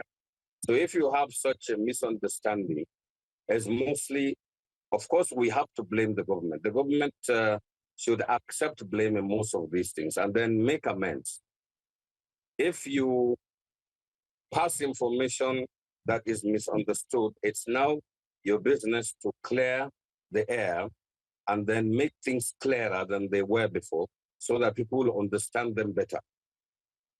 And so, of course, the government has the duty of coming to say, like this information that the Reverend has now, I know that most clerics in the state, in Niger State, do not have this information that he was given now. So they have to do more in that regard to inform the people that, okay, this is not what they mean. All right, thank you, sir. I particularly mentioned that there was the case of a boy in Suleja that came and was engaging in some dangerous preaching. And the ulama brought him together, sat with him, and showed him they disagreed with his own line of thinking, and that he seemed to be dragging us back to the Boko Haram thing. And he was stopped from preaching in Niger State. But you know, now you cannot stop somebody from preaching completely. Because if you say you stop the person from preaching in Niger State, if he goes to another state, or if he uses his phone, it's so difficult to do that. So there should have been better ways to actually, you know, check the excesses of that boy before it gets beyond our powers. And so if you see people derailing like that, it's better that you tackle such people and solve the problem once and for all. If the person needs to be taken to court, take the person to court so that we'll check their excesses completely, not these half measures that are applied these days, because they end up leaving us with dangerous situations, which we should have controlled before the thing got as ugly as it would have gotten at any time. So that's what I advise. Yes, thank you so much for joining and giving us that update. Now, my question is to Reverend Joseph. I'm sure that a lot of people watching now are getting a different clarity based on what you've just said, and Mr. Umar also mentioned that this is the first time he's hearing this information. So since you were privy to speaking to the governor, I'm sure you would have been able to explain to him the misunderstanding that a lot of people are not sure what this law or bill that want to be passed is about. Did he tell you when they would, when the government is going to bring or come up with another a response to the citizens to say this is exactly what we mean? Because there's been a lot of controversies back into when he talked about people with dreadlocks, and now we're talking about clerics and their sermons. So did he give you a timeline as to when he will come out to say this is what we mean in Niger State and not what the clerics are thinking? Mr. Reverend, I think there's something seriously wrong with the way information is passed in Nigeria. I, Reverend Hayab, I was a victim of this kind of information some months ago. There was a particular day in Nigeria, almost all over the newspaper, a story was circulated that I gave a press statement to protect the son of the president. And as I'm speaking to you live on television now, I never discussed with one newspaper house. I never sent one story. Major newspaper, including television, I don't want to start mentioning them to ridicule them, discussed that story the next day. Nobody called me to find out whether what was said is true, is from me. But it became a big story all over. Look, it was trending all over the country. At the end of the day I started to tell people, I don't even know the story. Can one person tell me when I ever told him the story? They were shocked. So I'm a victim. I'm familiar with this. And when I met the governor, I confronted him. And he says that, sometimes the way things are in this country, people just want to tell stories without digging deep to know where the story is from. As long as the story would make big headlines, as long as the story will provoke people to anger. But as I'm sitting down talking to you now, I deliberately have forwarded the press statement from the Director General to the person who contacted me to appear on your program, Collins. I have also forwarded to him the photo of my engagement with the governor when we were having that conversation, because fortunately for us, the cameraman was there and picked us. Because I think Nigerians must grow to see and know which story is true, not because one newspaper say it or because CNN repeated it 10 times, then it is true. There is sensitivity about religious, and you know how it is, that when it comes out, it will spark anger, it will spark problem. Sometimes I understand what Malam is saying. The trouble is that we want to go for the story we want, not every story, and we want to know the details of it. I have told you what I did. I heard about the story and I was troubled. But I didn't want to just make statements out of anger. So I called the chairman of CAN, the bishop of Kontagora Catholic Diocese. I called the vice chairman of CAN, who is the pastor of a United Methodist Evangelical Missionary Church. Then I called other people. Then I called government spokesperson. Then I met the governor. You can see the stages I took to understand. I engaged the director general, and I have his press statement, and I've just shared with your colleague there to show that, let me find out what exactly was the matter. And I want to read something he said in the statement. He said the attention of the Niger State Bureau for Religious Affairs has been drawn to misleading reports circulating on various social media platforms and print media that Niger State Bureau for Religious Affairs has banned preaching in the state, falsely claiming that the Bureau has suspended Islamic scholars and clerics from preaching in the state. This information is incorrect and amount to misinformation. I want to stop here. So I'm dealing, you see, we must go further to dig stories. And that's why we accept to do interview with you, so that the one we don't understand, we ask questions. The one we understand, we clear. I have a responsibility as a Nigerian to ensure that anything that would trigger violence will further create confusion, I correct it or I raise my concern about it. Okay. What I don't want to do is to start helping people to say stories that are not true just because someone said it. I told you, not somebody. A story one night in Nigeria, it was trending. Millions of Nigerians were looking at me as if I know the story, but right. Nobody asked me. I never know the story. I'm familiar with this in this country. Okay. Well, Reverend Joseph, we want to thank you and Malam Umar Dada for a very interesting session here, because with the details that you have shared, there seems to be, it's clear that there is miscommunication in Niger State, and there is an office that seems not to be doing its job, because that information you've just read to us should be out there so that it doesn't cause rancor in society. We want to say thank you very much for having this conversation with us and choosing to accept our invitation on the show here today. Gentlemen, thank you very much. We do appreciate your presence. Thank you for having me. I actually accept to come. I'm supposed to be preaching in church because of the subject. I wanted to let Nigerians know that there's a misinformation out there. Thank you very much. Thank you very much. Thank you. Now, that was a very interesting session there. We've still got more conversation here inside of Breakfast Extra. Do stay with us. There's more explosive expressions coming up. Do stay tuned. Welcome back. It's another big report here for Breakfast Extra. Kogi State is once again in the spotlight as bandits' attacks continue to disrupt life in Igbe, Yagba West local government area. Recent killings have left communities devastated, with many residents fleeing their homes in fear. The violence carried out by heavily armed groups has deepened insecurity and shaken confidence in safety across the state. In response, the state government has stepped up security operations. The government is urging residents to cooperate with security agencies, provide intelligence, and resist being intimidated into silence. A News Central's correspondent, Mona Balagwebo, followed these developments, and he put together this report from during the week. Egbe, a border town in Kogi's Yagba West, has long battled banditry.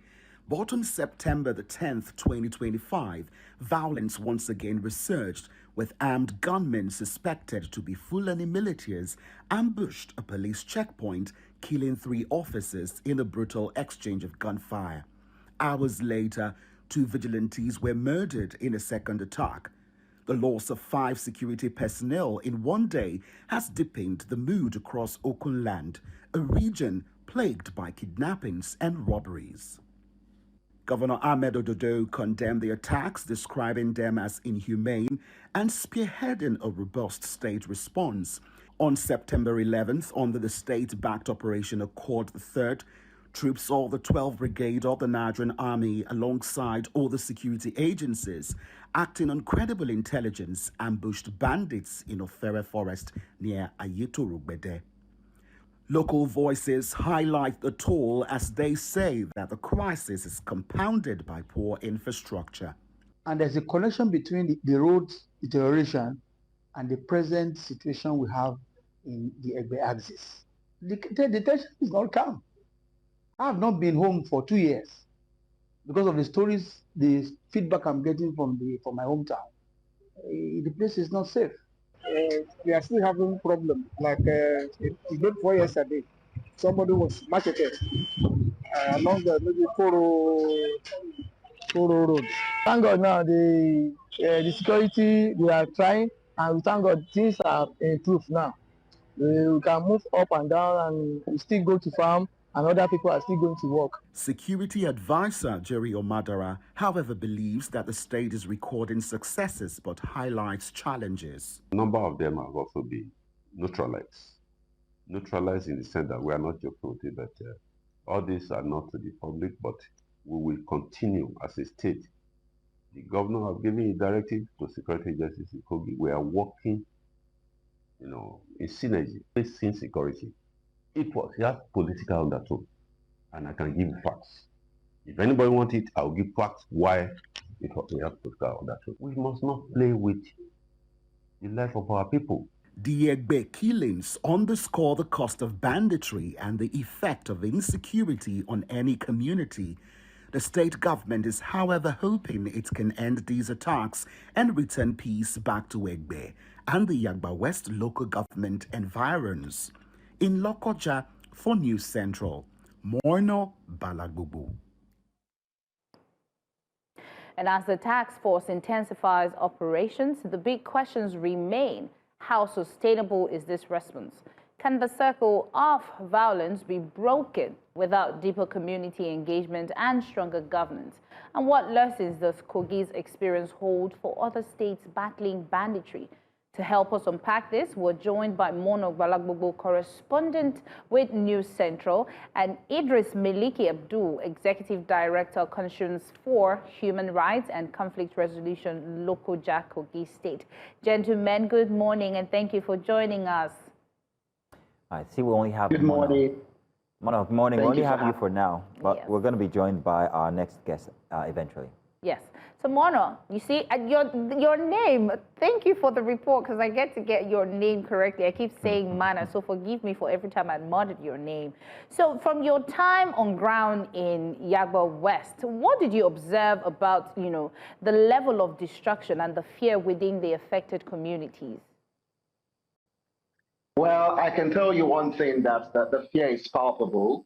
You just heard Mr. Joel. He is a lecturer in Kogi State Polytechnic in Lokoja, the state capital, and he told us that he's not been to his village in the past 2 years just because of the concerns, and he attributed that to be as a result of bad roads, bad infrastructure. But, speaking with the state security advisor, I had a one-on-one interview with him, but because of the nature of the report, I can't really get all the details in.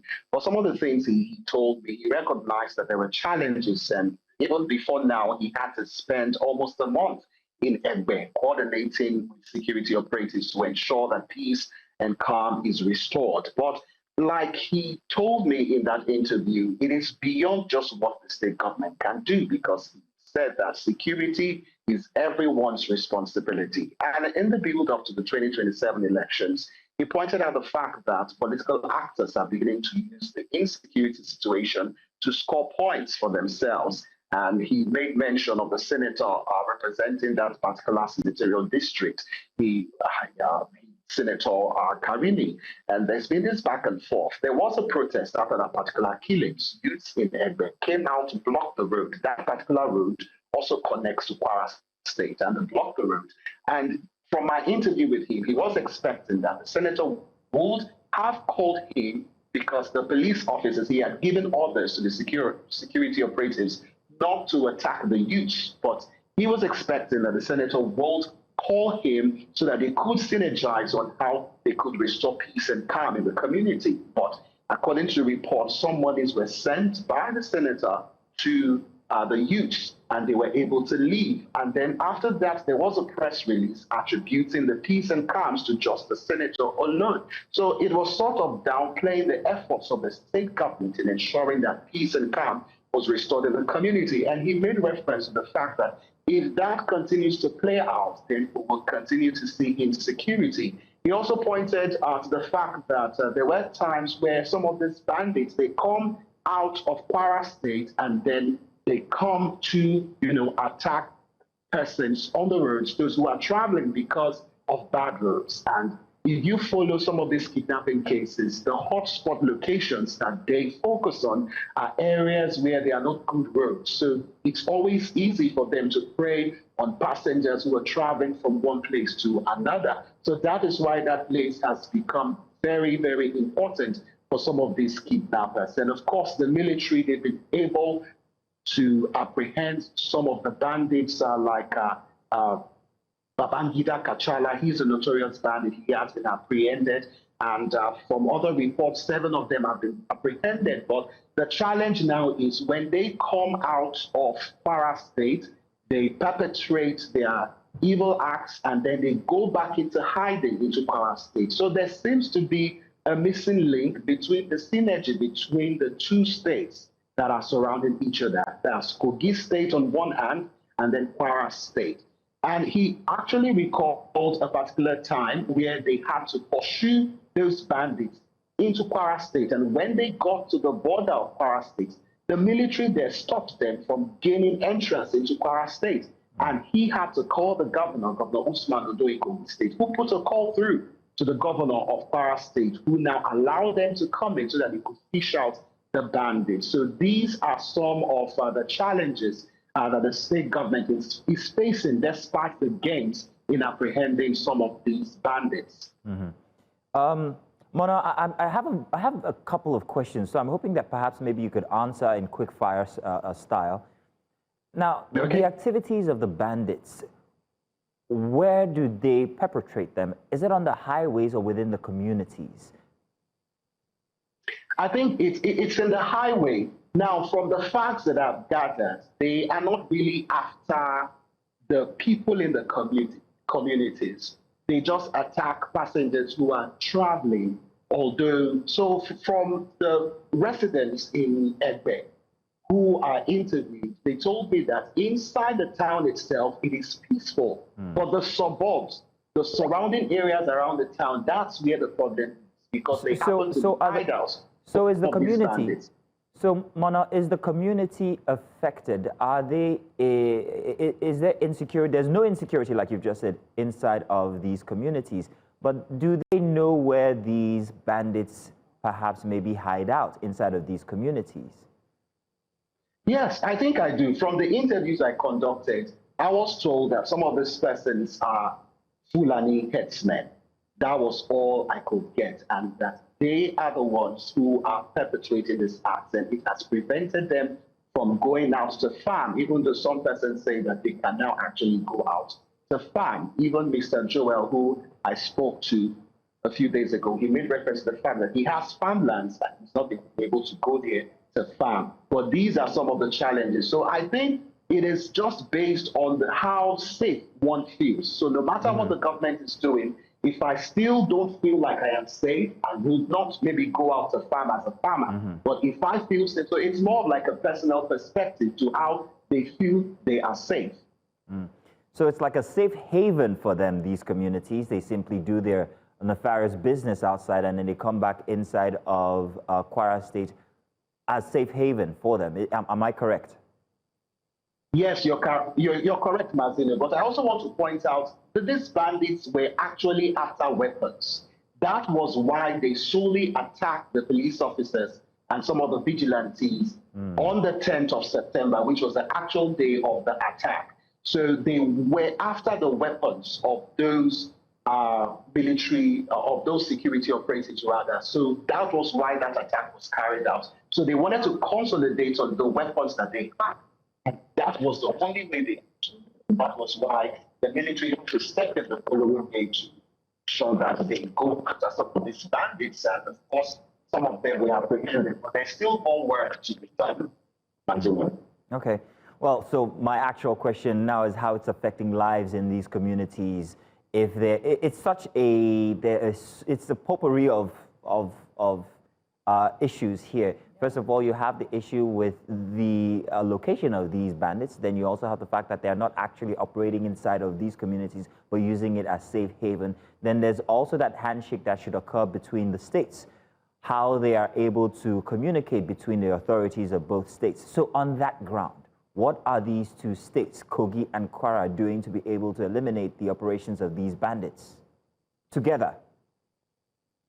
Yes, I think the cooperation so far has been amiable because of, how it affects the movements of goods and persons from those coming from, because you look at Kogi State is very central. If you look at the geographical map of Nigeria, if you want to go to the east, you have to take Kogi State. If you want to go to the north, you have to come to Kogi State. If you look at states like Kogi State, it surrounds the western part of the state. So for the sake of businesses to thrive, also do recall that the University of Ilorin is also there. There are a lot of persons who are traveling along that road. So there is need for synergy. But to tell you specifically how that synergy has improved, from what I was able to learn from my interview with Omodara, the state security advisor, he told me clearly that when Governor Usman Odo gave the call, they actually allowed them in to be able to fish out the bandits. And I can only hope that that continues to play out and they could find ways to actually solve this problem. But the problem seems to be the bad roads. If you deal with that, then you will have more people ply the road. And if more people are plying the roads, it will be fast movement. It will be very difficult for somebody to just kidnap or to capture somebody down the road. And if that can be done, according to the security advisor to the state government, he made reference that infrastructure is currently ongoing in effect. And they try all that they are trying to do to ensure that the road is safe and the road is powerful. But if you're coming from towards the area, the roads are messy. And if that can be done, then most definitely we can clamp down and put this menace to a halt. So there is still a whole lot more to be done. But it's all about trust. A lot of the residents do not trust the fact that they feel safe when they walk that road. I also went to the park here in Lokoja to speak to some of the drivers, and they told us that very early in the morning, if they pick up anything from 11, they are already in Kano State. They are taking passengers from Lokoja to Kano State. They can go 2 trips in a day. So if you leave very early in the morning, anything from 11, 12, you've already got into Kano State, and then you're loading to bring back passengers. But some of those drivers, they don't even fly those roads anymore again. And they've taken to other destinations to be able to survive because of the business that they do. But the driver who I spoke with, in short, he landed in my presence, and then he came out of the vehicle that he drove all the way from Egbe to Lokoja, and I interviewed him. I spoke to some of the passengers, and they said, yes, things are getting better, but there is still that fear. The day before yesterday, at the time I found the reports, someone was macheted, and a lot still needs to be looked into in terms of the insecurity in the area. But the driver categorically could confirm to me that people are now going out to farm because that place has a lot of agricultural activity going on. Thank you so much, Mono, for joining and, giving us a breakdown of what happened. And, you're being courageous and going after and checking in this community. So thank you so much for joining and giving us the update, and be safe out there. Please be safe, Mono. Thank you very much. Oh, Mono, I promised I was going to call you Moto on air on account of your name. So there you have it. I kept my promise. Thank you very much, Moto, for joining us today. You're welcome. Yeah. All right, then. Thank you so much. Bye-bye then. Thank you. Bye. So it's the top of the hour already. Let's take a break now, perhaps bring you the news, and then we'll come back. Final hour for Breakfast Extra commences.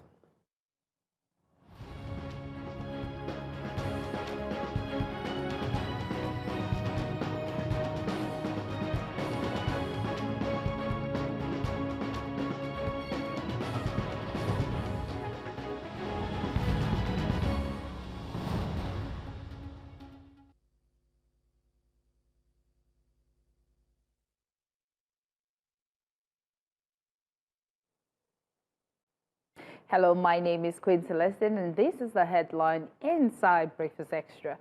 Not fewer than 23 people have been killed in separate terrorist and bandit attacks across Borno and Sokoto State. In Sokoto State, 10 people drowned in a boat mishap while attempting to flee bandit raids on Zalabango village in Sabon. And still on insecurity, gunmen have assassinated a Catholic priest, Reverend Father Matthew Eya, parish priest of St. Charles Catholic Church, Eha Ndiagu in Nsukka local government area of Enugu State. The attack reportedly occurred on Friday evening as Father Eya was returning to his parish along the Eha Ndiagu road.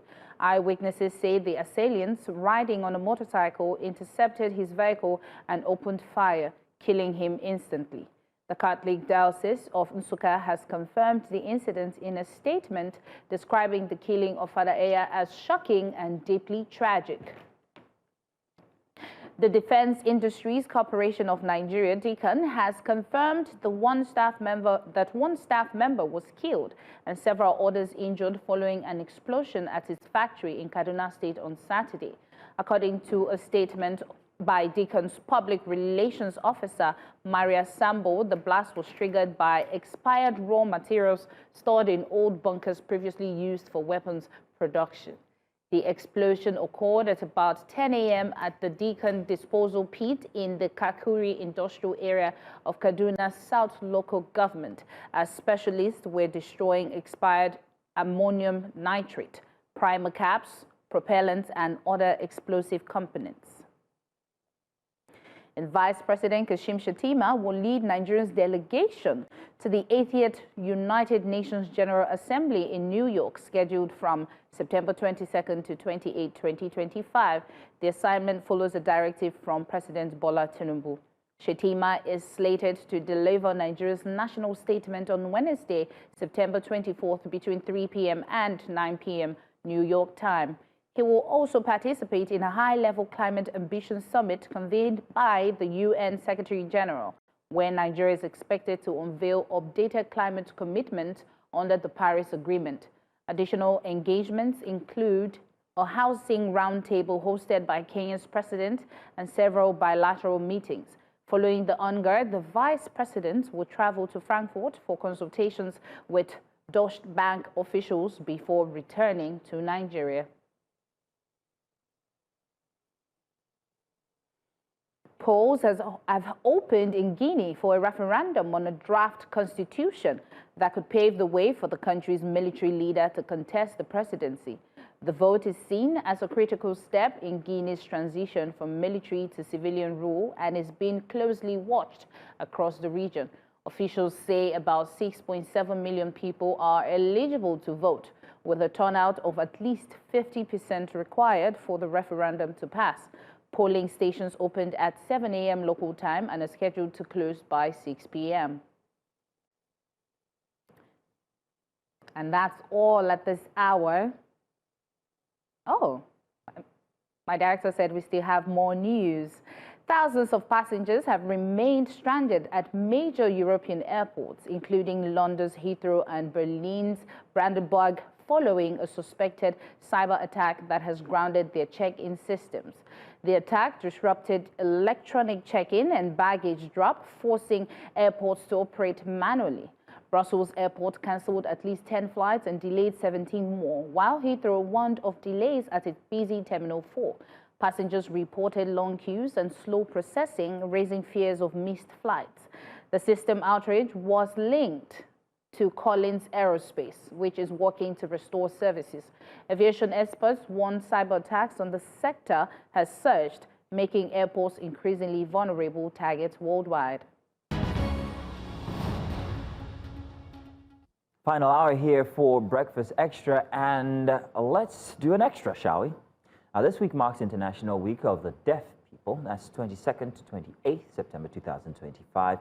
Under the banner, No Human Rights Without Sign Language Rights. Now, the theme spotlights a reality many deaf Nigerians have known for far too long. Without legal recognition, access to education, public information, and services in sign language, human rights remains incomplete.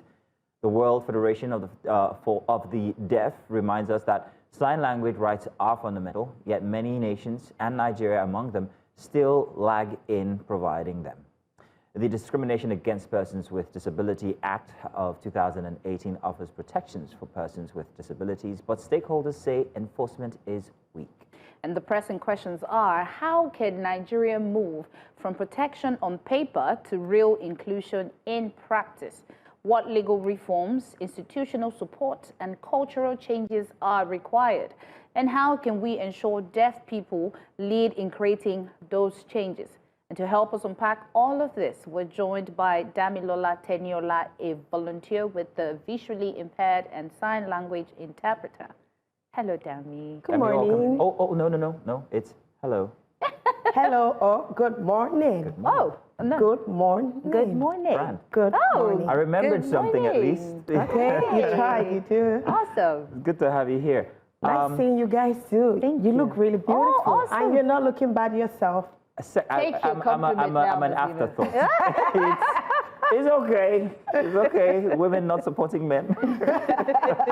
But let's talk about this right for deaf people who are living with disability act, and also that it encompasses deaf people. In Nigeria, how bad is the situation, representation for the deaf? Okay. First, can I share my experience Please when do. We love when I had to start signing?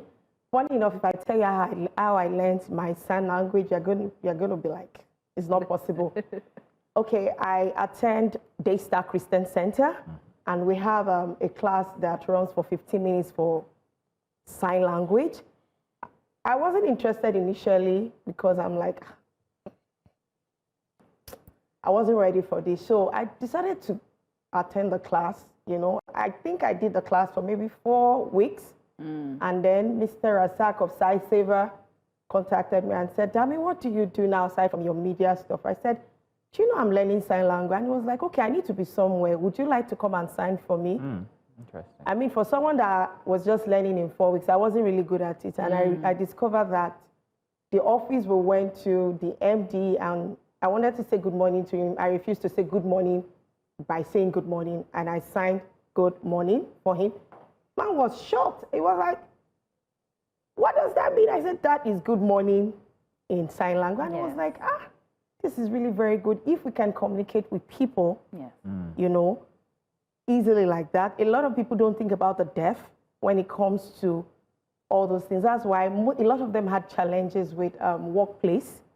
It's difficult to, okay, let me also quickly dive into this. Another story we like. I went to Port Harcourt at some point for an event, and I remember at the park, I met some deaf people that were signing. And because I had an understanding that this sign is I love you. So I went for that. I did I love you to them. They all rushed to me, and they were now asking me, what is my name? And I didn't know what to tell them, in all fairness. So I was now looking at them, and everybody had gathered looking at me for me to respond to them. And that was what made me go back that, oh, I need to learn the alphabet for the deaf people. So you can see that there's a lot of people out there who are stuck when it comes to expression because they are, well, they're living with a disability, which is deafness. Yes. So representation for these people, because it would seem that they're not represented at all. They're not communicated to, or they're not listened to. How does it make you feel when you note that these people have this neglect right in front of them when it comes to the expression? I think first it has to do with from the home. A lot of parents don't accept that their kids are deaf. They struggle with it. It takes time for the acceptance that, oh, most times they're used to using the pen and paper to communicate with their kids.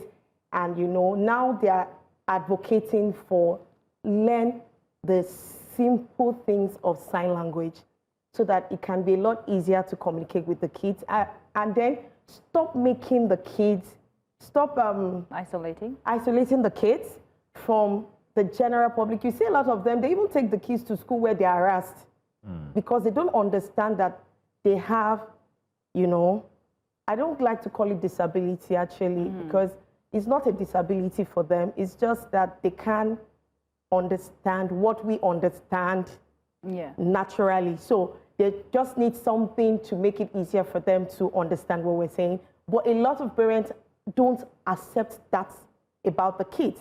So that is even a major problem when as a parent you are not identifying that, oh, my kid can't hear And you, teach them, learn the basic of sign language. Some parents tell you, no, they are okay with the writing. And I used to have that problem too before I started the sign language class. I used to love to write to deaf people too a lot. So would you say that the fact that, parents are a bit, will I say setback to not wanting to learn, would you say this has to do with culture issues? I think a lot of parents, they feel ashamed to want to show that their kids are, because they see it as a disability. So they're ashamed to want people to know that their child or their children, because sometimes you have more than one in a family, they can't hear. Instead of them, yes, it has to do with culture because they are worried about what people are going to say about them. And they feel that I don't want this child to embarrass me out there. You know what, you're supposed to celebrate the child because, it's an ability, not a disability. Right. Do you understand? The way she's smiling is it's with so much, happiness. And, come to think about it, I tend to feel like a lot of people are just scared. Oh, my child cannot hear. How do I say this? How would the child act? Especially, when children are small, when they're within, infant to 2 years old, oh my God, there's something else. So having to, deal with a child who's deaf, I can just imagine.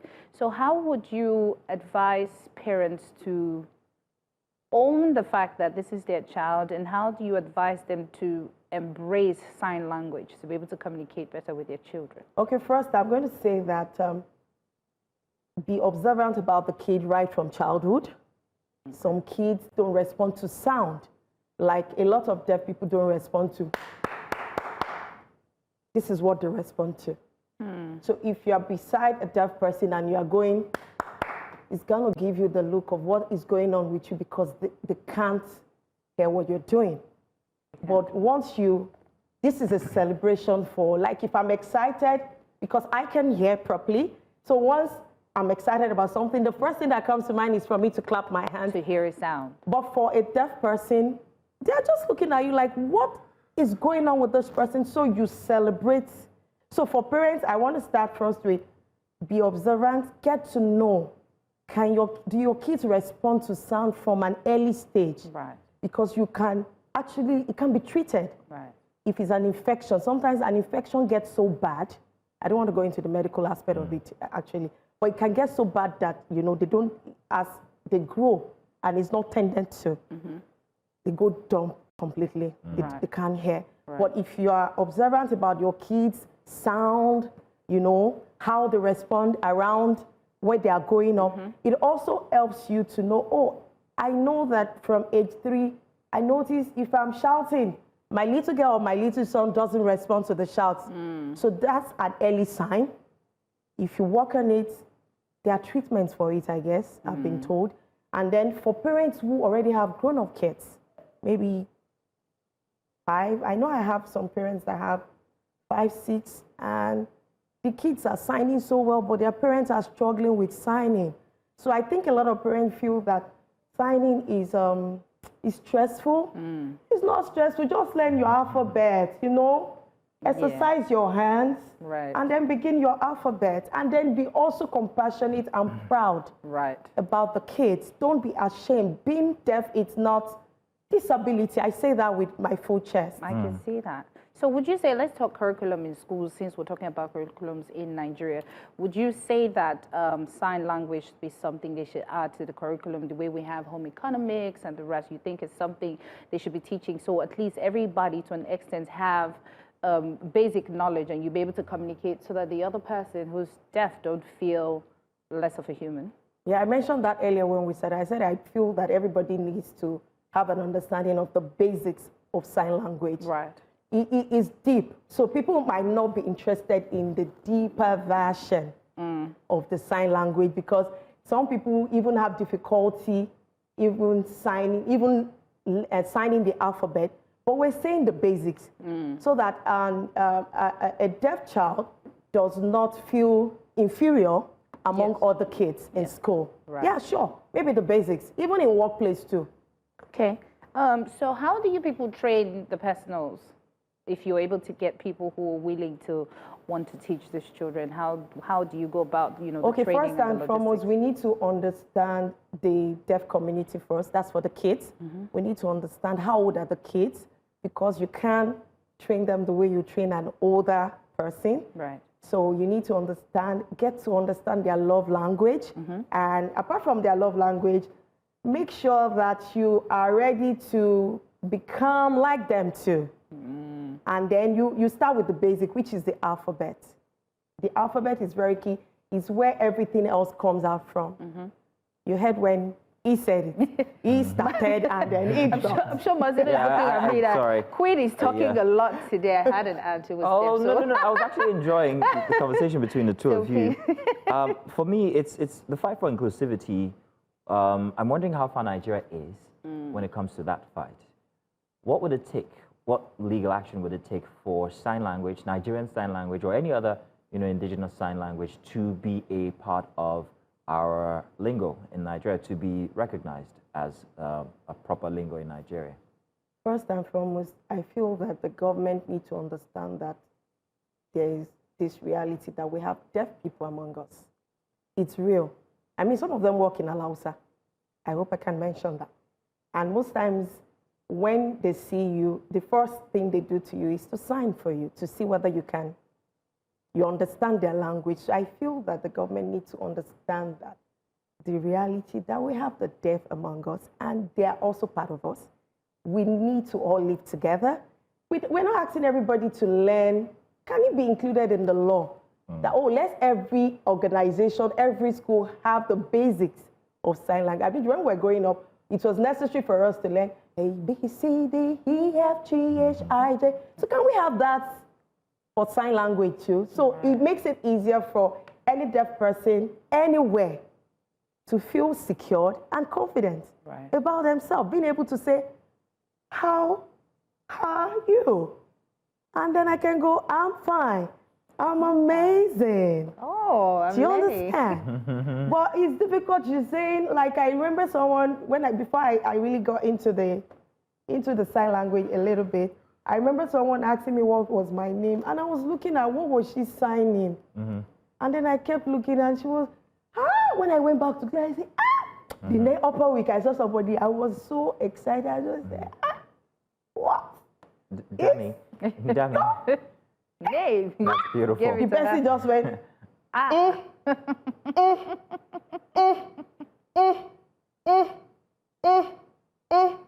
And that's spelled? Dynamic dummy. That is beautiful. I see what you say. It's very interesting.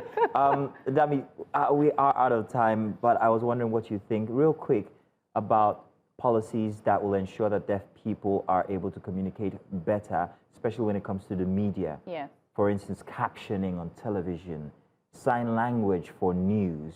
Should we have an interpreter behind us doing, or what's your take, if you don't mind, real quick? Okay, basically, I think we already have some stations doing that. I don't want to mention some of them, but I know when news is running, you have a sign language interpreter interpreting. I just think we need to have more of that in our TV stations.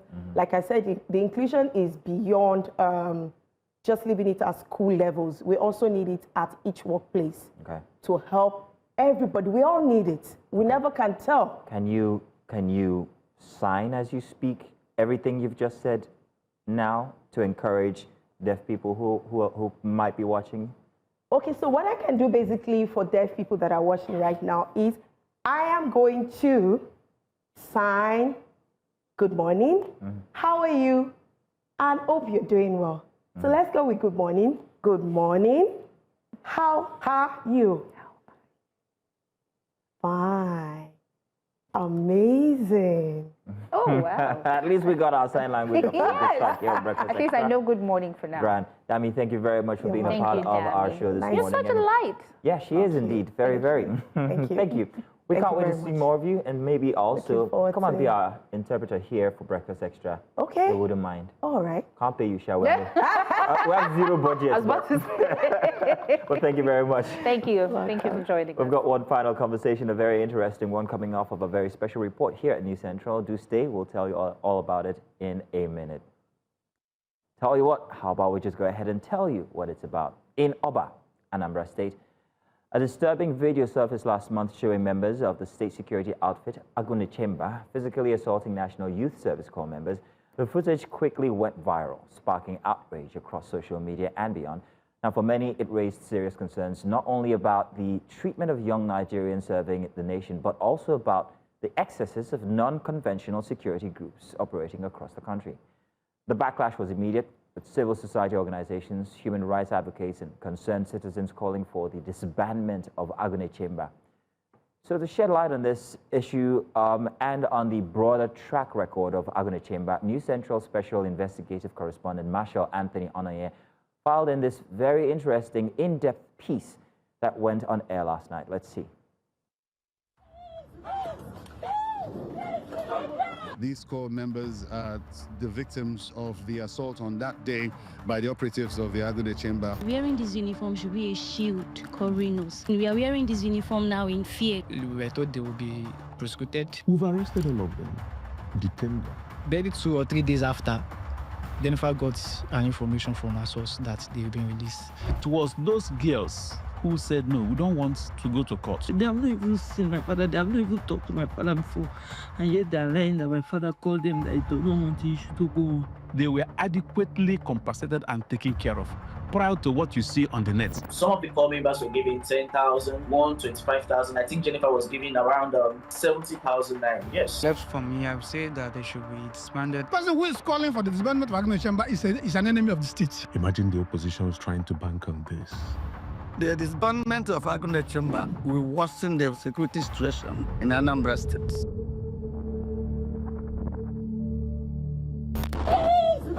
On the 23rd of July, 2025, some men of the Anambra State vigilante group, known as Agunechemba, who were on the trail of a criminal suspect, besieged the property being occupied by youth corps members in Oba area of Anambra State. This is the place where Jennifer, the youth corps member who was assaulted by the men of the operatives of the Agunechemba security outfit. It actually happened here. Victor Obumneme is a resident at the property where the entire incident took place. The Agunechemba people now came. They were knocking.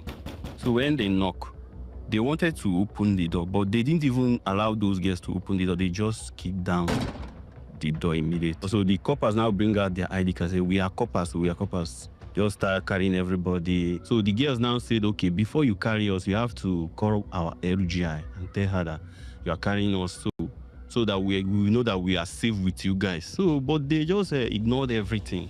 The corps members say the incident leaves scars on their minds as they constantly fear for their lives. Since ever the incidents happened, we have been living in fear. A little knock on our doors scares us. No, I cannot leave my house because of the trauma of what they did to me that day. I've been moving from one hospital to the other, taking treatment for myself. As if that is not even enough. I cannot even go out because only the sight of a Sienna vehicle is a problem to me. So it's not only Jennifer that was beaten and all of this stuff. I was also, he also, but even almost the 4 of us and others that are not currently here. This has since drawn very wide condemnation since it first hit the internet and media space around mid-August 2025. Well, that incident is very unfortunate, condemnable, and an act of unprofessional conduct from our men, some of our men. For us, the story seems to harbor more than just an investigation gone wrong. We set out to investigate the actual cause of this act. Our destination, Awka, the state capital and headquarters of the Agunechemba security outfit. Well, Agunechemba is simply the security of Anambra State. We're working with all the security agencies, including the Nigerian police, providing security for the Anambra, for the lives and property of the Anambra. We are determined to fight criminality The Anambra State Governor, Professor Charles Soludo, inaugurated the Agune Chamber security outfit shortly after he was sworn into office in March of 2022, with the sole objective of tackling insecurity in the state. This was coming at a time the state was ravaged by insecurity and the call for state police was at its highest in the state. The Commissioner of Police today is not from Anambra. The DSS is not from Anambra. Those officers, they are not from Anambra. So we are the grassroots. So now why Agune Chamber is there to augment their effort as the grassroots security so that we can tackle the insecurity? Despite the actions taken by the leadership of the security outfit against its erring men, the calls for the disbandment for the group seem to be louder. It's really, really sad. They've done a whole lot of wrong. I want to believe that they've done some good too. I don't know. I don't live in Anambra State. I do not know. I've only heard of the reports. The reports I've had is this from Jennifer and, of course, the others the foundations are working on. And it's a sad thing. I just know, for one thing I know for sure is that the operations of these men ought to be looked at. Every kind of organization that is being set up has a primary objective. And the objective of these people are to secure those in this community or within. Now, if that primary objective is defeated, then I don't think there's any need for them to continue. And just like my colleague here said, if someone that is learned is into the system, the person should know the do's and don'ts. But these people are not learned. There are people that even seeing your ID card, they cannot read through what is there. You see, so they should just be disbanded. You have said that they should be disbanded and maybe empower the police. Me, I am not Agune Chamber. I volunteer myself for the sake of Anambra State. So anybody who is talking over disbanding Agune Chamber, maybe you don't want the good of Anambra State, the good will of Anambra State. The person just want to use his own personal interest.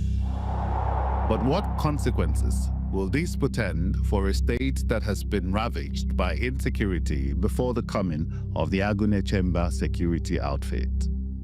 We've arrested all of them, detained them, and as I speak with you, they've been transferred to the Nigerian police for them to prosecute them. They must go in for it. That's not what we sent them to do. All these years we've been doing wonderfully well in Anambra. The Anambarians can testify to that. When you have to take your mind back to what has been happening in Anambra before now, even before we came. Anambra is no-go area. All of us knows about it. The kidnapping everywhere, the killings. They've turned this place into a marketplace because they believe that every person in Anambra has a kidnap value. Having condemned the attack on the Youth Corps member, the need for training, retraining, and equipping the local vigilante group has become paramount in the face of rising complaints bordering on misconduct, abuse of power, and inadequate tools to aid interrogations and other aspects of investigation. This is the weapon we use to attack those people in the bush. And basically, this is not to compare with the machinery weapon they are using in the bush. You understand? So this is enough sacrifice for us to Anambra people. Those boys use AK-47s, AK-49s, K2s, GPMGs, RPG, many different type of weapons. And we face them every day with this pump. Some are not even good. We have done a lot of sacrifice inside bush. Those boys we are fighting, they know us, and they know us quite well. That's why sometimes we cover our face, because they know our families. They know where we come out from. Everybody in Anambra State, we are from Anambra, we are Anambarians. And we are fighting this war to make our home safe for us. Since they were constituted, things were moving very well. But it seems that there are some chaffs amongst them. My opinion is to screen them again, because maybe they were not thoroughly screened. They are supposed to be screened and sort out the chaff from the food. If you disband them, nobody will move around in Anambra State. It's not quite long the Anambra State Police Command trained our men, and we'll continue to train them internally. Externally, we've been collaborating with other security agencies for special trainings. If they must keep these people and not disband them, then they should put them through and thorough knowledge and educate them properly, train them very well, and tell them the do's and don'ts. And they should know the people they are recruiting or putting in place. They should also make sure that majority of them there are graduates, because graduates that have gone through school and been in this position and served as us wouldn't do this to us, honestly speaking. So they should do better. However, it has been widely gathered that the group, in collaboration with other security operatives in the state, have been able to galvanize efforts towards a safer and more peaceful Anambra, where many of her kinsmen who had initially fled the land for fear of being kidnapped or, at the worst case, killed by unknown gunmen, now say they feel safer to return home, to trade and live in the state. If you go to the south zone of this state, most of their traditional rulers are no longer in their kingdoms, in their palaces. Before this time, the policemen cannot wear uniform in Anambra State. The state was no-go area for prominent men, women. Many have been killed, many have been maimed, many have been kidnapped, many paid ransoms, and all of them deserted the state. The big men deserted the state. Protestants deserted the state. Federal security agencies were no longer moving freely in Anambra State. Traditional marriages, burials are being done outside Anambra. The Anambrans are now doing traditional marriage. You know what traditional marriage, the importance of traditional marriage being done in the person's compound. But they were doing them in Lagos and other places because they felt they were not safe in Anambra before.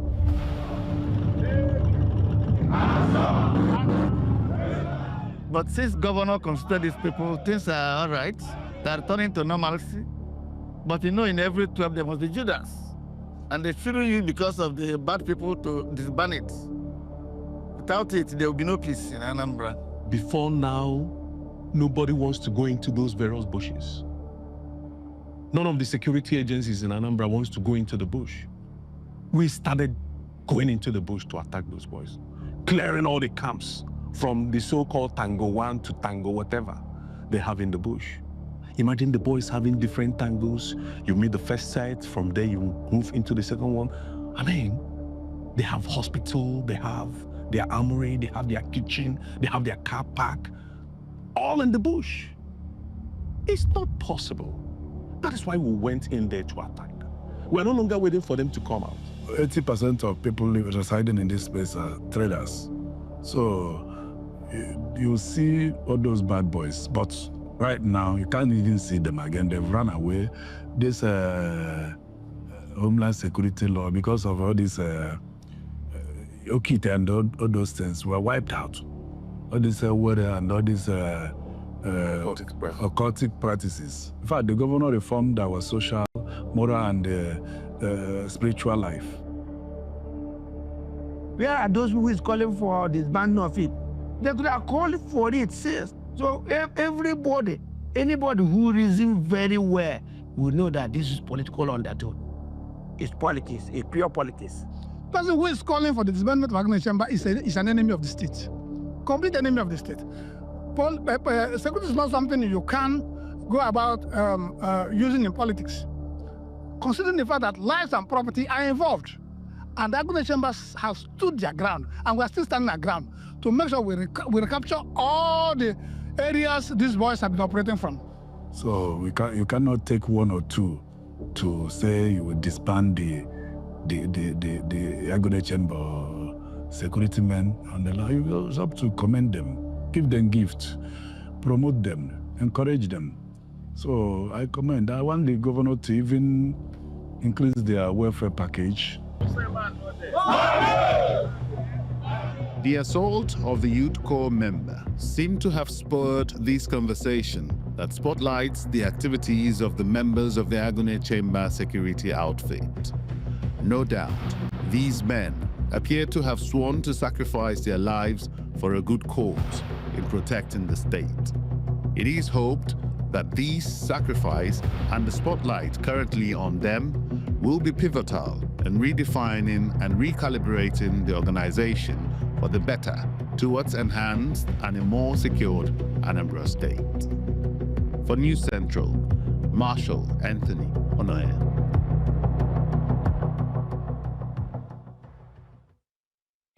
The investigation raises tough questions.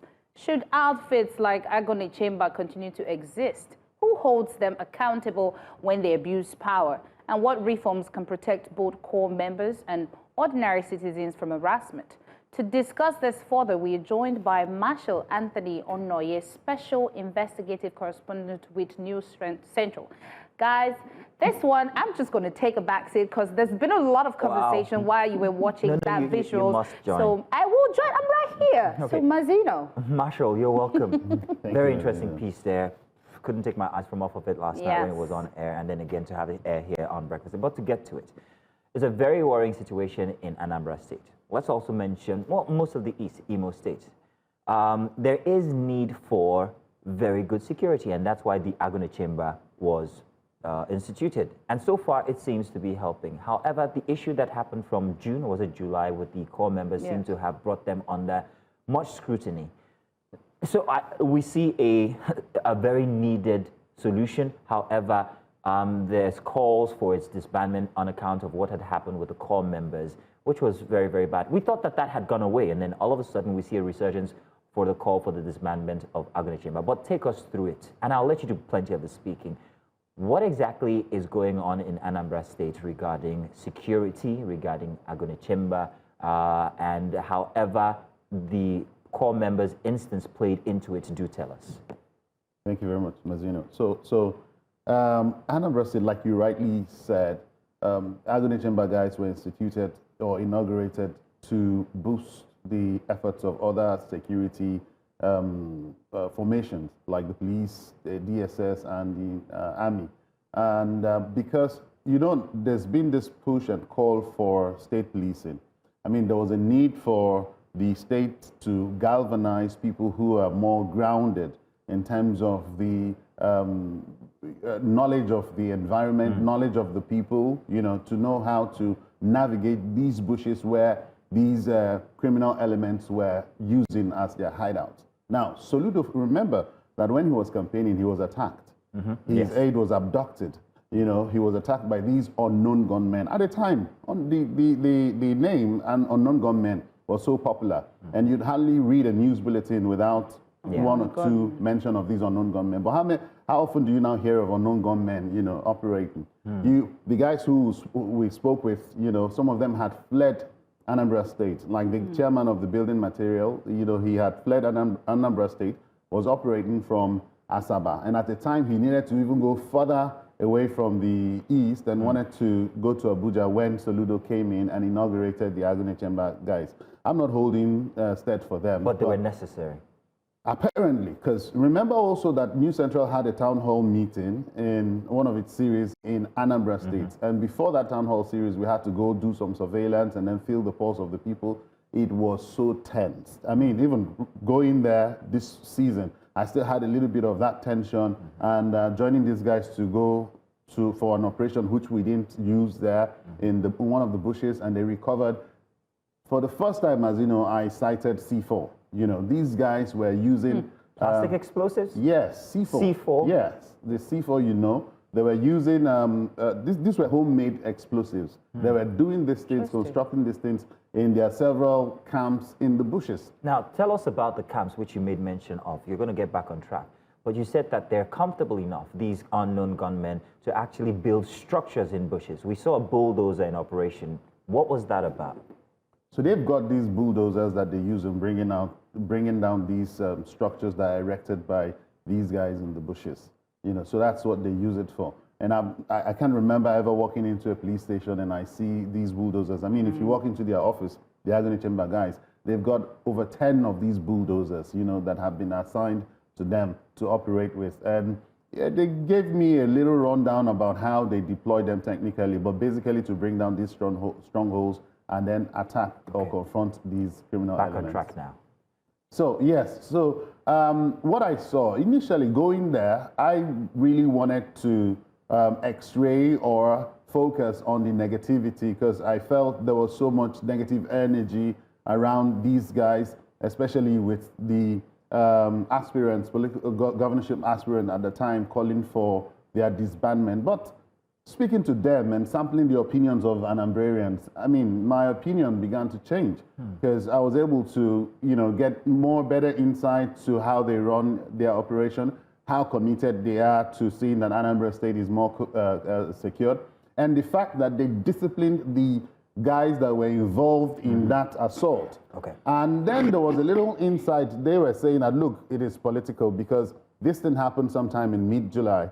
And, the whole thing died down because they were able to pacify the That's victims. the instance with the core members now. With the core members. And they were able to pacify the victims' compensations. And they claimed that these victims had said they didn't want to go to court, but they insisted on handing these culprits over to the police for prosecution. And then few weeks down the line, after the by-elections in Anambra State, and of course, the political party in power had cleared, the seats. And then you now have the opposition ahead of the November 8th governorship election, as these guys are claiming. The other aspirants in opposition calling for the disbandment because, according to them, they feel that these Agune Chamber guys are a ready-made instrument in the hands of the governor to, make things go his way in the coming election. And that's why they are harping on the fact that they feel it's political. Right. What a web. What a web. We'll come back to you. I'm being told that we're joined by Nweke, who's a PRO of Agune Chamber. Good morning, sir, and thank you for joining us. Good morning, News Central. Thank you. Mr. Nweke, can you just give us an update of what is happening so far and what is the response from the state government to Agune Chamber at the moment? Well, we want to thank you for connecting Agune Chamber. His Excellency, the Governor of Anambra State, Professor Charles Soludo, is committed in making sure that the citizen sleeps with their two eyes closed. Let me inform you that before the coming of this administration, Anambra State had been in disarray vis-a-vis the activities of the hoodlums or the bandits who decided to take the advantage of the fact that the state is a business non-state, and the bandits believe that every person in the state, have a kidnapping value. So many of them in various parts of this country, see the state as a heaven for them to stay. But His Excellency, the Governor, on coming on board, studied the environment and discovered why it is better to give the state a very sound security system. Agune Chamber, as you all know, is a child of necessity. The government did not just come to form Agune Chamber. The formation of Agune Chamber passed through the law of the state, and there is a legislative backing to the Agune Chamber. And as I speak, the governor himself has provided every needed facilities to make sure that we in Agune Chamber operate in making sure that these hoodlums have no say in the state. And in all nook and crannies of the state, the people of the state are watching us. They can bear the witness that this outfit has done marvelously. And remember, we are a baby police. We work hand in hand with other law enforcement agencies, as the act or the bill that established Agune Chamber, empowers us to work. My apologies. The other federal government. My apologies, Mr. Nweke. In providing security. I know that you're trying to get out a lot, but we have very limited time. I wanted to find out regarding the actions of the Agune Chamber members that were caught on camera harassing the coppers. What has happened with them? So we get a clear statement from you about that instance. As your reporter earlier told us here, they were arrested and handed over to the police, and the police are doing the needful now. All the suspects are with the police as I speak. Thank you very much.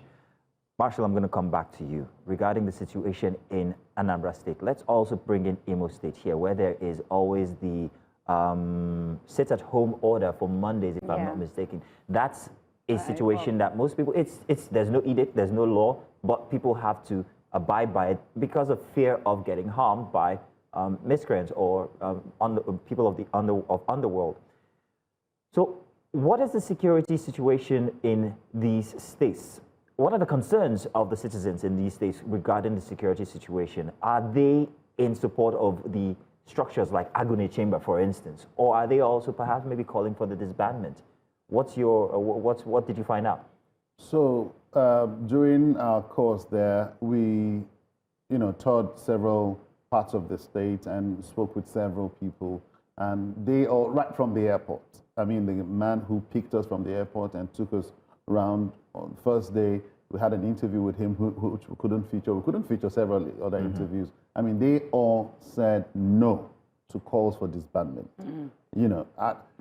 That's first impression. I would hate to hear them say no, because I mean, I was there hoping to fight a good cause against the injustice that we felt at the time was perpetrated against these guys, was meted out on them. The youth corpus? The youth corpus, the assault. But from get-go, on arrival, we kept hearing no to the disbandment. Down to other places we went, they said no. But a few people said, look, these guys would need some form of training and retraining.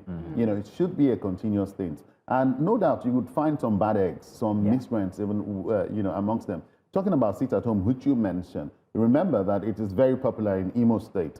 Enugu and Anambra State was. But right now, you would find people coming out to say, look, they will trade on Monday. They will go to work on Monday because they don't feel insecure any longer. It's just for the government to continue to make strong statements about working on Monday, and then over time get to counter the sit-at-home order that was imposed by these IPOP guys. Anthony, I'm very, very sorry. Do you have a question to ask? Because we have left you out of this for so long. I told you guys that I was going to let you guys do this. Marshall, finally, now let's take Agune Chamber as a security outfit, which seems to be doing well, helping with insecurity in Anambra State. The call for state policing. Do you think that this gives credit to that call? And I wonder if Mr. Nweke can hear this question as well. But we're out of time, so I can only get your response. But Marshall, please. Yes, absolutely. It would give credence to the call for state policing, because you could see the difference that these guys have done. At the time in Anambra State, police officers and military men could not wear their uniforms and operate on roads and all of that. They were getting killed by the day. But, with the advent of the Agune Chamber guys, these guys and to think that they just use, lower grade weapons to combat these other guys who use sophisticated weapons. They just use local intelligence, and they know the people that know the terrain better. So if they had more support, they'd do better. Yes. And if we had state police that had that kind of structure, it will be better for the security situation in these parts. Thank you, Marshall. Thank you very much. Mr. Nweke, my apologies, our apologies that we could not have you speak more, but we are out of time. But thank you for the efforts. Marshall, thank you for your effort putting together that very enthralling, riveting, detailed, piece together. We absolutely enjoyed it. Welcome. Suspenseful. See? Thank you very much. And to everybody who joined us since yesterday for Breakfast Extra, this is the end. Well, not the end totally. We've still got more installments before the end of the month, but thank you for joining us. Of course, to remember, as we close shop here on Breakfast Extra, another one opens tomorrow morning at 7 a.m. Join Breakfast Central with the trio. That's Imodi, Benga, and of course Joe Hansen, as they bring you everything you need to know. Get your day started when it comes to current affairs and everything happening inside of Nigeria and the world. But from us, we have to hurriedly say goodbye because our time is up. We'll catch you guys another time. Marshall, you can say goodbye with us.